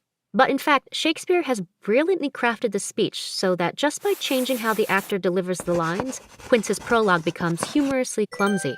Shakespeare accomplishes this, first of all, by using ambiguity in the sentence structure. Back then, there was no standard punctuation, so it's easy to imagine Quince writing this speech with little or no indication of how the phrases relate to each other. Secondly, Shakespeare has chosen words that could have two different, often completely opposite meanings. Ralph's going to deliver this speech twice, this first time in a way that portrays Quince's desired meaning. If we offend, it is with our good will that you should think we come, not to offend, but with goodwill to show our simple skill. That is the true beginning of our end. Consider then we come, but in despite we do not come. As minding to content you, our true intent is all for your delight. We are not here that you should here repent you. The actors are at hand, and by their show you shall know all that you are like to know.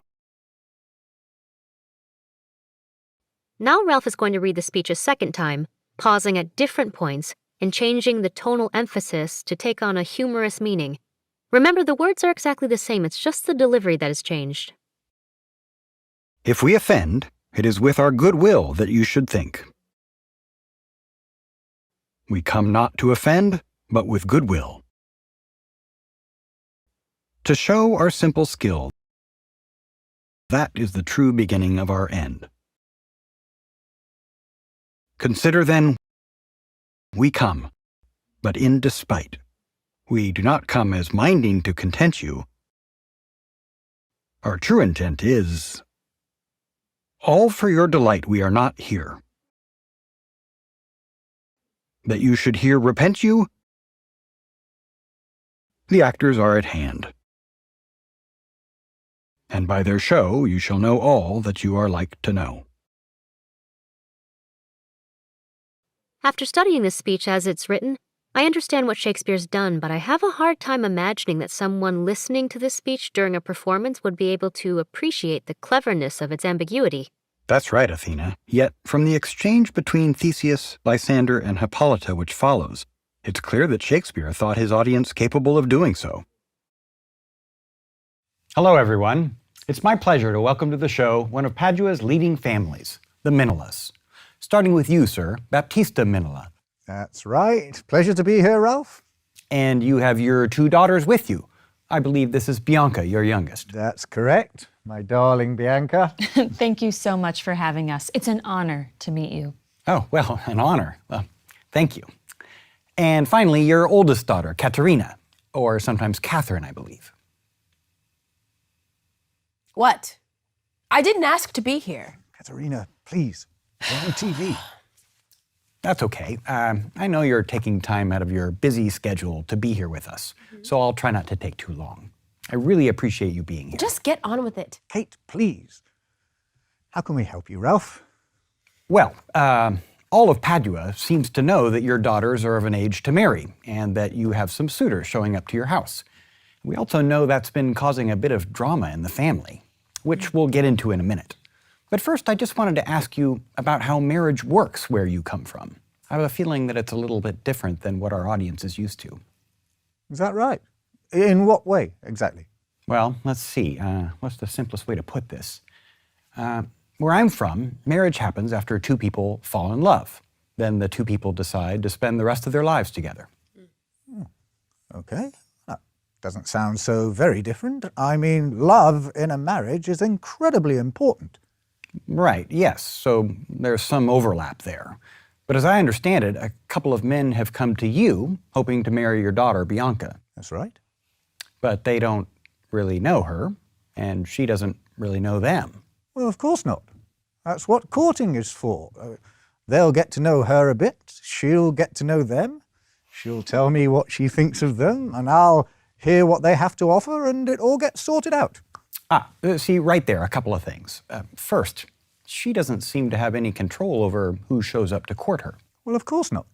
Suitors have to present themselves to me. Don't be ridiculous.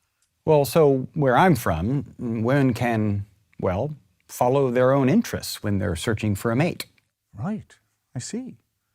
I mean, don't get me wrong, someone could catch Bianca's eye, and there can be a little back-channel communication, you might say, but a suitor still has to present himself to me. It's going to have to be all legal and above board at some point, and I wouldn't just marry her off to anybody, despite her feelings. So it's a bit of a dance, but we'll find the right person, you know, the right social class and standing, someone respectable and virtuous, with enough money to take care of her. Okay, good. Now we're getting more specific. See, where I'm from, your future spouse could be, well, pretty much anybody. What do you mean, anybody? I mean anybody, like anybody. But not anybody. Anybody? Yeah, anybody. That sounds like complete chaos. It's hard to even imagine what you're saying. Well, for example, Bianca could just meet someone and fall in love. Like, I don't know, let's say she's down at the tavern some night. My daughter, sir, would never be down at the tavern. Oh, yes. Well, I suppose there are a lot of differences where I come from. My daughter's future is in my hands, both of them. It's one of the most sacred duties I have to ensure that their future is secure and that they marry a reputable and financially sound household. And if you do it right, love will come along the way. Love will come. That's how it was for me and your mother. May she rest in peace. We're done here, right? Oh, not quite. Well, so enough about where I'm from. The real reason you're all here is that I want to clarify for our audience what specifically has been going on today. From what I understand, you have in fact two suitors who have come to you. Let's see, Hortensio and Gremio, wanting to marry Bianca. So, the wooing process has begun. Well, not quite. I've been trying to explain to those two that I will not give away my youngest daughter, Bianca, until I have a husband for the older, my dear Katerina. Now, I know both of these gentlemen well. They're fine men, and I keep telling them that they are free to court Katerina at their pleasure. Oh, yes, well, but so as Gremio puts it, to cart her, rather. So that's a little play on words, cart her rather than court her. But so what does that mean exactly, to cart her? Carting is, well, a kind of punishment. You know, when you tie a criminal to a cart and parade them through the streets. Yeah, yikes. So that's kind of a rude thing to say. And then he adds, and I'm sorry, I'm just reporting here, that he thinks Katerina is, quote, too rough for me. So, this is your big plan, is it? To make a stale of me amongst these mates? I'm sorry. I'm just not sure what you mean by that. I mean, it sounds like a little bit of a play on words. You know, stale and mates, so like a stalemate in chess. So maybe you see your father as playing some kind of a game with these suitors, and he's trying to block their moves, you might say. But if I remember right, let's see, the word stale can also mean a decoy, which is kind of what your father is doing by turning their attention from Bianca to you. And is mate some kind of a put-down? It certainly sounds like you have a low opinion of these two suitors. Are we really going to break down everything we say here? Oh, I'm sorry. I'm just trying to help our audience understand what's being said. She's not happy, if that's what you're asking. Yes, I suppose that's pretty clear. Oh, right. Well, Hortensio picks up on the word mates, but he takes it to mean mate as in spouse. And he says to you, Katerina, oh dear. He says, no mates for you unless you were of a gentler, milder mold. Huh. Well, he doesn't need to worry about that happening. I could care less about marriage, especially to him. My only interest in him would be to comb his noddle with a 3-legged stool Katerina. and paint his face and use him like a fool. I'm sorry. Comb his noddle? You know, his noddle. His head? Oh, right. That must be related to our word nod. You nod your head. Well, she wants to comb his noddle with a stool. Ouch. And paint his face? She wants to scratch his face, smear the blood around a bit. Oh, my. Well, I think that just about wraps things up. I want to thank you for having us, Ralph. Oh, yes. Well, it was a real pleasure. I've told these men all they need to know, and now I think it's time to get Bianca here back inside the house and out of the reach of those pesky suitors. But Dad! Dad! Don't get upset. Know that I do this because I love you, my girl. Oh, a pretty Pete. Better stick a finger in your eye if you really want to cry. Can't you just be happy that I'm unhappy? Sir, to your pleasure humbly I subscribe. My books and instruments shall be my company. Now that's a good daughter. I'm sorry, sir. There's just one more thing. I'm just reporting. Hortensio says that he feels bad that Bianca's having to suffer when they only want what's best for her. By marrying one of them, you mean? Well, yes, I suppose so. And then Gremio is surprised that you would shut Bianca up in the house just because of this, well, sorry, it's what he says, this fiend of hell, and make Bianca bear the penance of Katerina's tongue. I guess they're both making the point that it seems unfair for Bianca to suffer because of Katerina's bad behavior. Enough! Tell them I've had enough. It's settled. They'll just have to deal with it. Bianca, go. Yes, Father. Oh, well.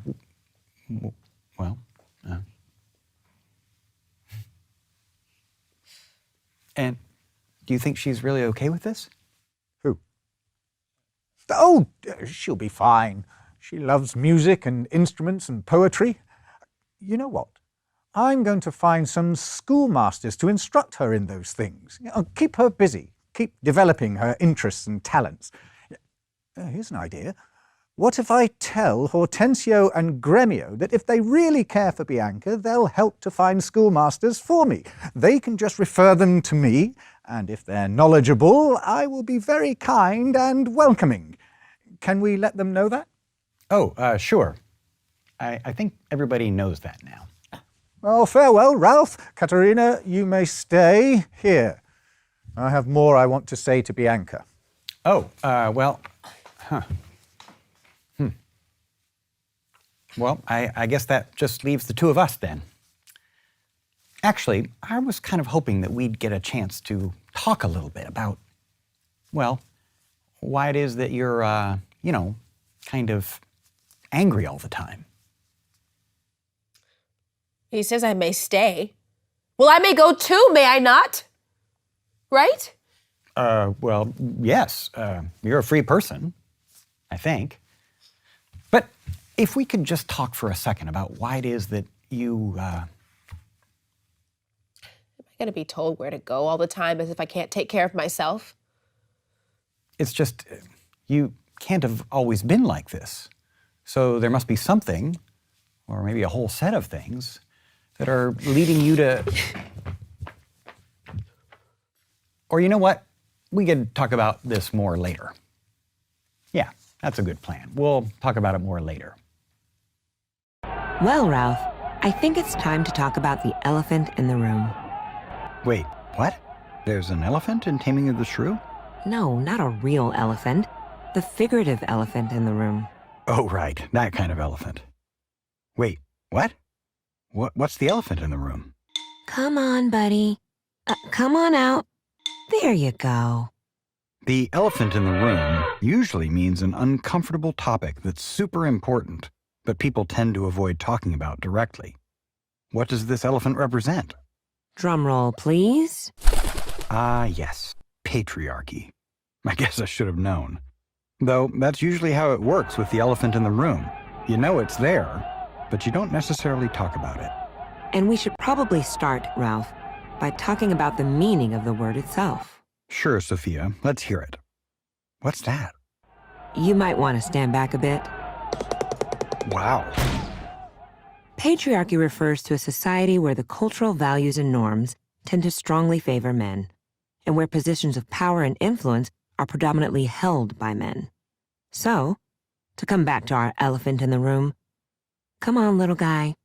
We can't really talk about Taming of the Shrew without talking about patriarchy, without talking about the fact that it is men in the play who seem to hold all of the material, social, and cultural power. You know, Sophia. Uh-oh. Sounds like a setup for one of your digressions, Ralph. Well, we've given the word patriarchy a pretty solid definition here. But I think it's worth getting a better sense of patriarchy by talking about some related words found in Shakespeare. It's not like words just drop out of the sky with a full-blown definition, like this one seems to keep doing. I know you love word origins, Ralph, but let's keep it quick. Oh, sure. Did you know, for example, that Shakespeare never uses the word patriarchy himself? Maybe we should tell our audience how you know that, Ralph. I don't want them thinking that you've memorized all of Shakespeare, though I know you've tried. That's right, Sophia. I've had a little help. Scholars have done us the favor of creating a Shakespeare lexicon, which means a list of words that Shakespeare uses and where to find them in his works. And patriarchy isn't in the lexicon? Nope. But there are a few related words that I think we should review before we talk about Taming of the Shrew. You can get as close as patri, but then the first word there is patrician. Patrician was a title for a nobleman in ancient Rome. And yes, they were all men. So this word, too, is about men in positions of power. And as you can see on the page, patrician is used by Shakespeare in two of his Roman plays, Coriolanus and Titus Andronicus. So you might say patrician was kind of a Roman word for patriarch. Exactly. Now, check out the next word in the lexicon. Patrick. That's right. It's a reference to St. Patrick. The same one from St. Patrick's Day? Right. He's said to have brought Christianity to Ireland. So he's one of the Christian patriarchs. That's right. And what's even more interesting is that the name itself, Patrick, is a kind of nickname for patrician, as this particular Patrick was technically a Roman when he brought Christianity to Ireland. Wow. Where does Shakespeare refer to Patrick? Well, let's see. 3 places in Two Gentlemen of Verona, and once in Hamlet. Let's go to the next one. Are there going to be a lot of these, Ralph? Just 3 more. I'll be fast.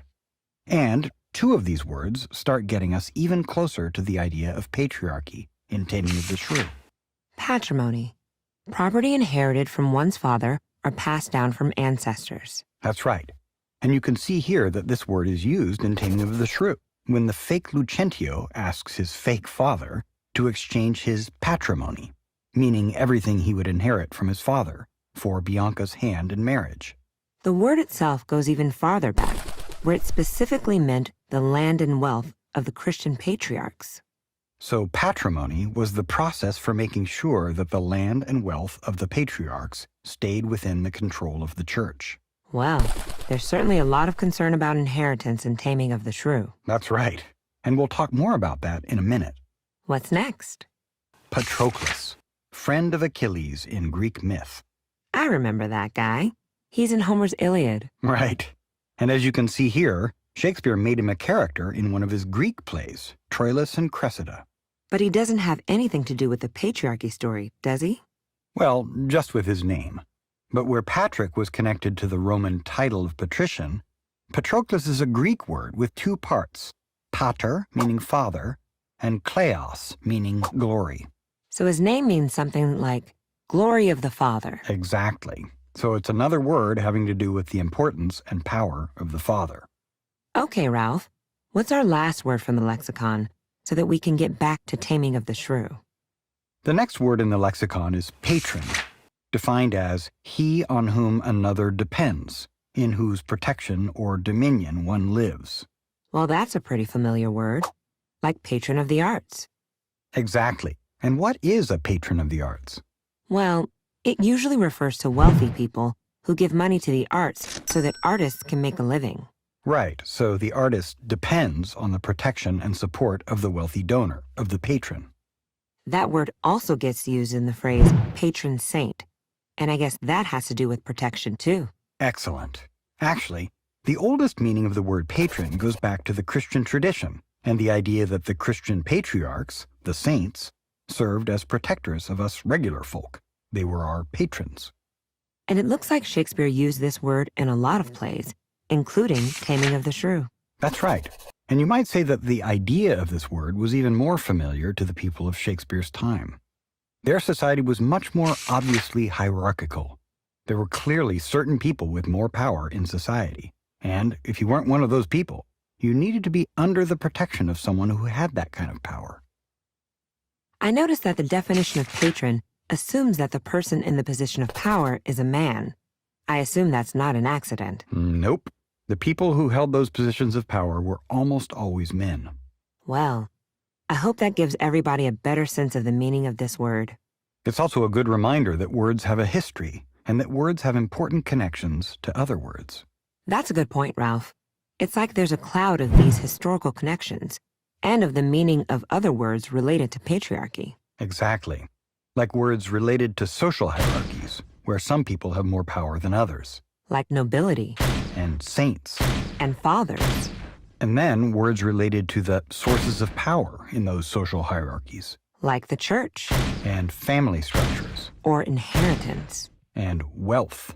And property. And at the center of all of these things, men. Of course, the harsh realities of patriarchy can be found in a lot of Shakespeare plays. That's right, Ralph. In Romeo and Juliet, it's an important feature of the plot that Juliet's father is supposed to decide who Juliet will marry and when, even at her very young age. And then there's Ophelia in the tragedy of Hamlet. She suffers from a lack of agency in a situation where her father, brother, and Prince Hamlet hold much more power than she does, simply because she's a daughter, a sister, a woman. Then there's Lady Macbeth, a famously strong female character who nonetheless has to manipulate her husband into killing the king because men have the power that's recognized by society. Even one of Shakespeare's comedies, A Midsummer Night's Dream, opens with a pretty stark instance of patriarchy, when the Athenian nobleman Aegeus asks Duke Theseus to force his daughter to marry the man her father has chosen, or have her put to death. In short, women characters are always under pressure to make their way in a society defined by men, and where men have most of the authority and power, and they transfer that power in the family by controlling women. Finally, we should make it clear that patriarchy is found in Shakespeare's plays because patriarchy is at work in Shakespeare's own culture. Check out this book, for example, published 16 years after Shakespeare's death, called The Law's Resolutions of Women's Rights. It was kind of a collection of legal material related to women and marriage. Look at this entry, for example. For thus it is, if before marriage the woman were possessed of horses, meat, sheep, wool, money, precious metals and jewels, all manner of movable substance, is presently by conjunction the husband's, to sell, keep, or bequeath if he die. Wait a second. If a woman gets married, then suddenly her husband owns all her stuff? That's right. Once they're married, it's his stuff, because he's the man. And that bequeath business at the end, the husband can leave all of that stuff to somebody else if he dies, even if his wife is still alive? That's right. Actually, if he doesn't say in his will who should get the stuff, then his next male relative gets all of it, and not his wife. Wow. Makes it sound like marriages were more about property than anything else. That's right. And with that, I think we're finally ready to talk about patriarchy in Taming of the Shrew. The main story is about a woman named Kate, whose father's trying to marry her off. The problem is that Kate is always scolding and arguing with other people, which is what the word shrew means. So, the initial plot of the play is, how is this wealthy man going to marry off a daughter who is so hard to be around? But Baptista has two things working in his favor. First, he's got a second daughter, Bianca, and she's got lots of men wanting to marry her. Baptista thinks he can get those suitors to help find a husband for Kate by keeping Bianca from getting married until Kate is married first. And second, he's got lots of money, so the man who marries Kate is going to be rich. So the plot of the play is closely tied to the system of patriarchy. The two daughters are ultimately under their father's control when it comes to marriage. And part of what guarantees the father's power is the control over his wealth, which he uses as a bargaining chip. Women in this society have to be under the protection of a man, a concept called coverture. So women are either at home with their father or in a new home with a husband. And no man who is trying to improve his social standing will marry a woman without the wealth that comes with her. But there's another side of this patriarchal system that we find in that other word in the title, taming. It's not just that women have very little control over their futures. It's also that women are expected to behave in a certain way. Kate is not fun to be around, but potential suitors are even more worried about having a wife who isn't obedient. So Baptista succeeds in finding Kate a husband, Petruchio. But now the audience wants to see if Petruchio can tame her. As Petruchio tells Kate at the end of his first conversation with her, "Thou must be married to no man but me, for I am he and born to tame you, Kate, and bring you from a wild Kate to a Kate conformable as other household Kates."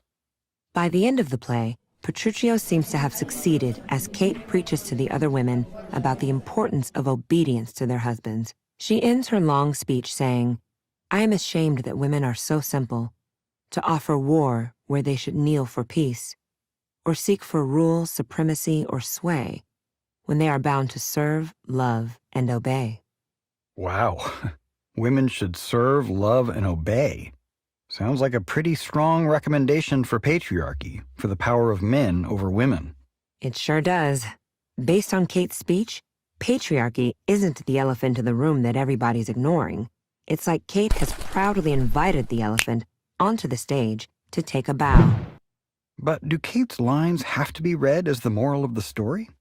When it comes to the play's attitude towards patriarchy, some people argue that you have to consider the overall effect of the play, and not just Kate's speech. In other words, the shrew might not be as tame as you think. That's the kind of question you'll have to decide for yourself. "I'faith, sir, you shall never need to fear. Ewis, it is not halfway to her heart. But if it were, doubt not her care should be to comb your noddle with a 3-legged stool, and paint your face, and use you like a fool." The word mad probably goes as far back as the Latin word mutare, meaning to change. In English, the word mad originally referred to a dog that had contracted rabies, a fast-moving virus that can turn a friendly dog into an extremely aggressive and dangerous one. However, by Shakespeare's time, mad had also taken on the two modern senses that we use today, the sense of being crazy or insane, and the milder sense of being unconventional or somewhat outrageous in behavior. The word mad is used a total of 9 times in this scene, and it seems to carry a range of different meanings. For example, when Kate calls Petruchio a mad-brained rudesby, and Gremio refers to him as a mad-brained bridegroom, they both seem to be saying that he's a little bit crazy. But when Bianca refers to her sister Kate by saying that being mad herself, she's madly mated, it sounds like she's drawing a connection between the normally aggressive behavior of her sister the shrew and the aggressive behavior of Petruchio, both in the wedding and in their sudden and hostile departure. Oh, that this too solid flesh would melt,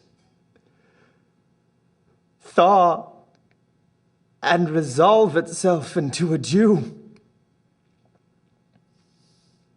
Oh, that the everlasting had not fixed his canon against self-slaughter. God, how weary, stale, flat, and unprofitable seem to me all the uses of this world. Fie. 'Tis an unweeded garden that grows to seed. Things rank and gross in nature possess it merely. Let it should come to this. But 2 months dead, nay, not so much, not 2. So excellent a king that was to this Hyperion to a satyr. So loving to my mother that he might not but teem the winds of heaven, visit her face too roughly. Heaven and earth, must I remember? Why, she would hang on him as if increase of appetite had grown by what it fed on, and yet within a month. Let me not think on't. Frailty, thy name is woman. A little month, or ere those shoes were old with which she followed my poor father's body, like Niobe, all tears, why she, oh God, a beast to one's discourse of reason would have mourned longer. Married with my uncle, my father's brother, but no more like my father than I to Hercules within a month. Or ere the salt of most unrighteous tears had left the flushing of her galled eyes, she married.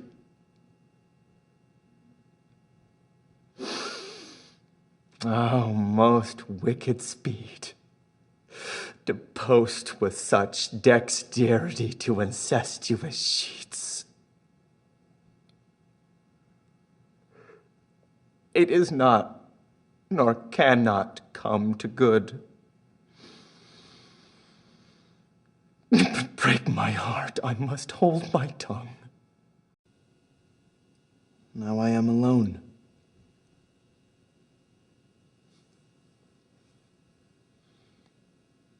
Oh, what a rogue and peasant slave am I.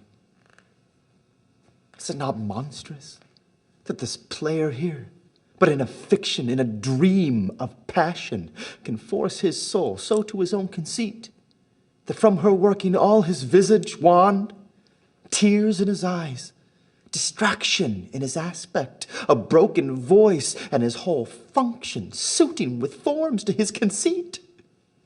And all for nothing. For Hecuba. What is Hecuba to him, or he to her, that he should weep for her? What would he do had he the motive and the cue for passion that I have? He would drown the stage with tears, cleave the general ear with horrid speech, make mad the guilty, appall the free, confound the ignorant, and amaze indeed the very faculties of eyes and ears, yet I, a dull and muddy-mettled rascal, peak like John a dreams, unpregnant of my cause, and can say nothing, no, not for a king, upon whose property and most dear life a damned defeat was made. Am I a coward? Who calls me villain, breaks my pay to cross, plucks off my beard and blows it in my face, tweaks me by the nose, gives me the lie in the throat as deep as to the lungs? Who does me this? Swoons. I should take it. For it cannot be but I am pigeon-livered and lack gall to make oppression bitter, or ere this I should have fatted all the region kites with their slaves awful. Body villain, remorseless, treacherous, lecherous, kindless villain. Oh, vengeance!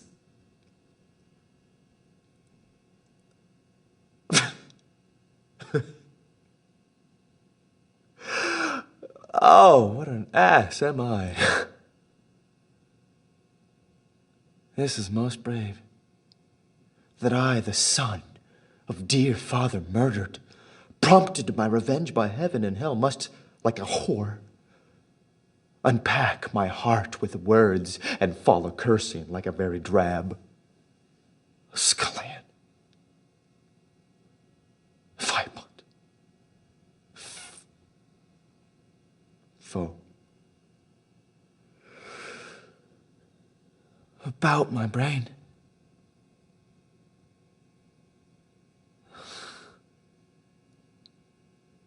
I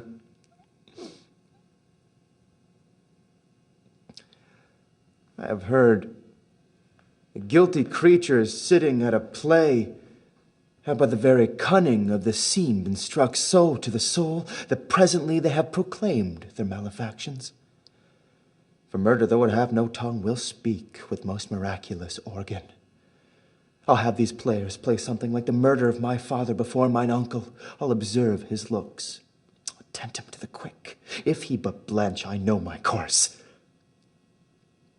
For the spirit that I've seen may be the devil. For the devil hath power to assume a pleasing shape, yea, and perhaps out of my weakness and my melancholy, as he is very potent with such spirits, abuses me to damn me. I'll have grounds more relative than this. The play's the thing wherein I'll catch the conscience of the king. Well, Sarah, Shakespeare certainly hasn't wasted any time.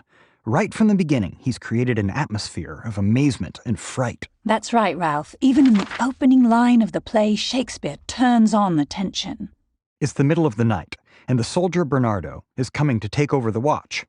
You'd expect that the sentinel on duty, Francisco, would hear him coming and call out a challenge. But Bernardo is on edge. It is he who cries out the opening line of the play. Who's there? We soon learn why Bernardo is so nervous. This dreaded sight, as Marcellus calls it, appears once again. The soldiers, frightened by this ghostly image, have invited Horatio along because he is an educated scholar. If this thing turns out to be an evil spirit, Horatio should know the proper Latin exorcism to drive it away. Marcellus prompts Horatio to speak to the ghost because, as everyone knew, ghosts will only speak after they have been spoken to. But the ghost doesn't respond. It's insulted and stalks away. Perhaps it's a devil, and it retreats when Horatio challenges it in the name of heaven. But what if it really is the spirit of the dead king? What might Horatio have said that insulted it? What art thou that usurpst this time of night, together with that fair and warlike form in which the majesty of buried Denmark did sometimes march? By heaven, I charge thee, speak. Usurp means to take something to which you have no right. Horatio is saying the ghost has no right to be on the castle walls, nor to assume the image of the dead king.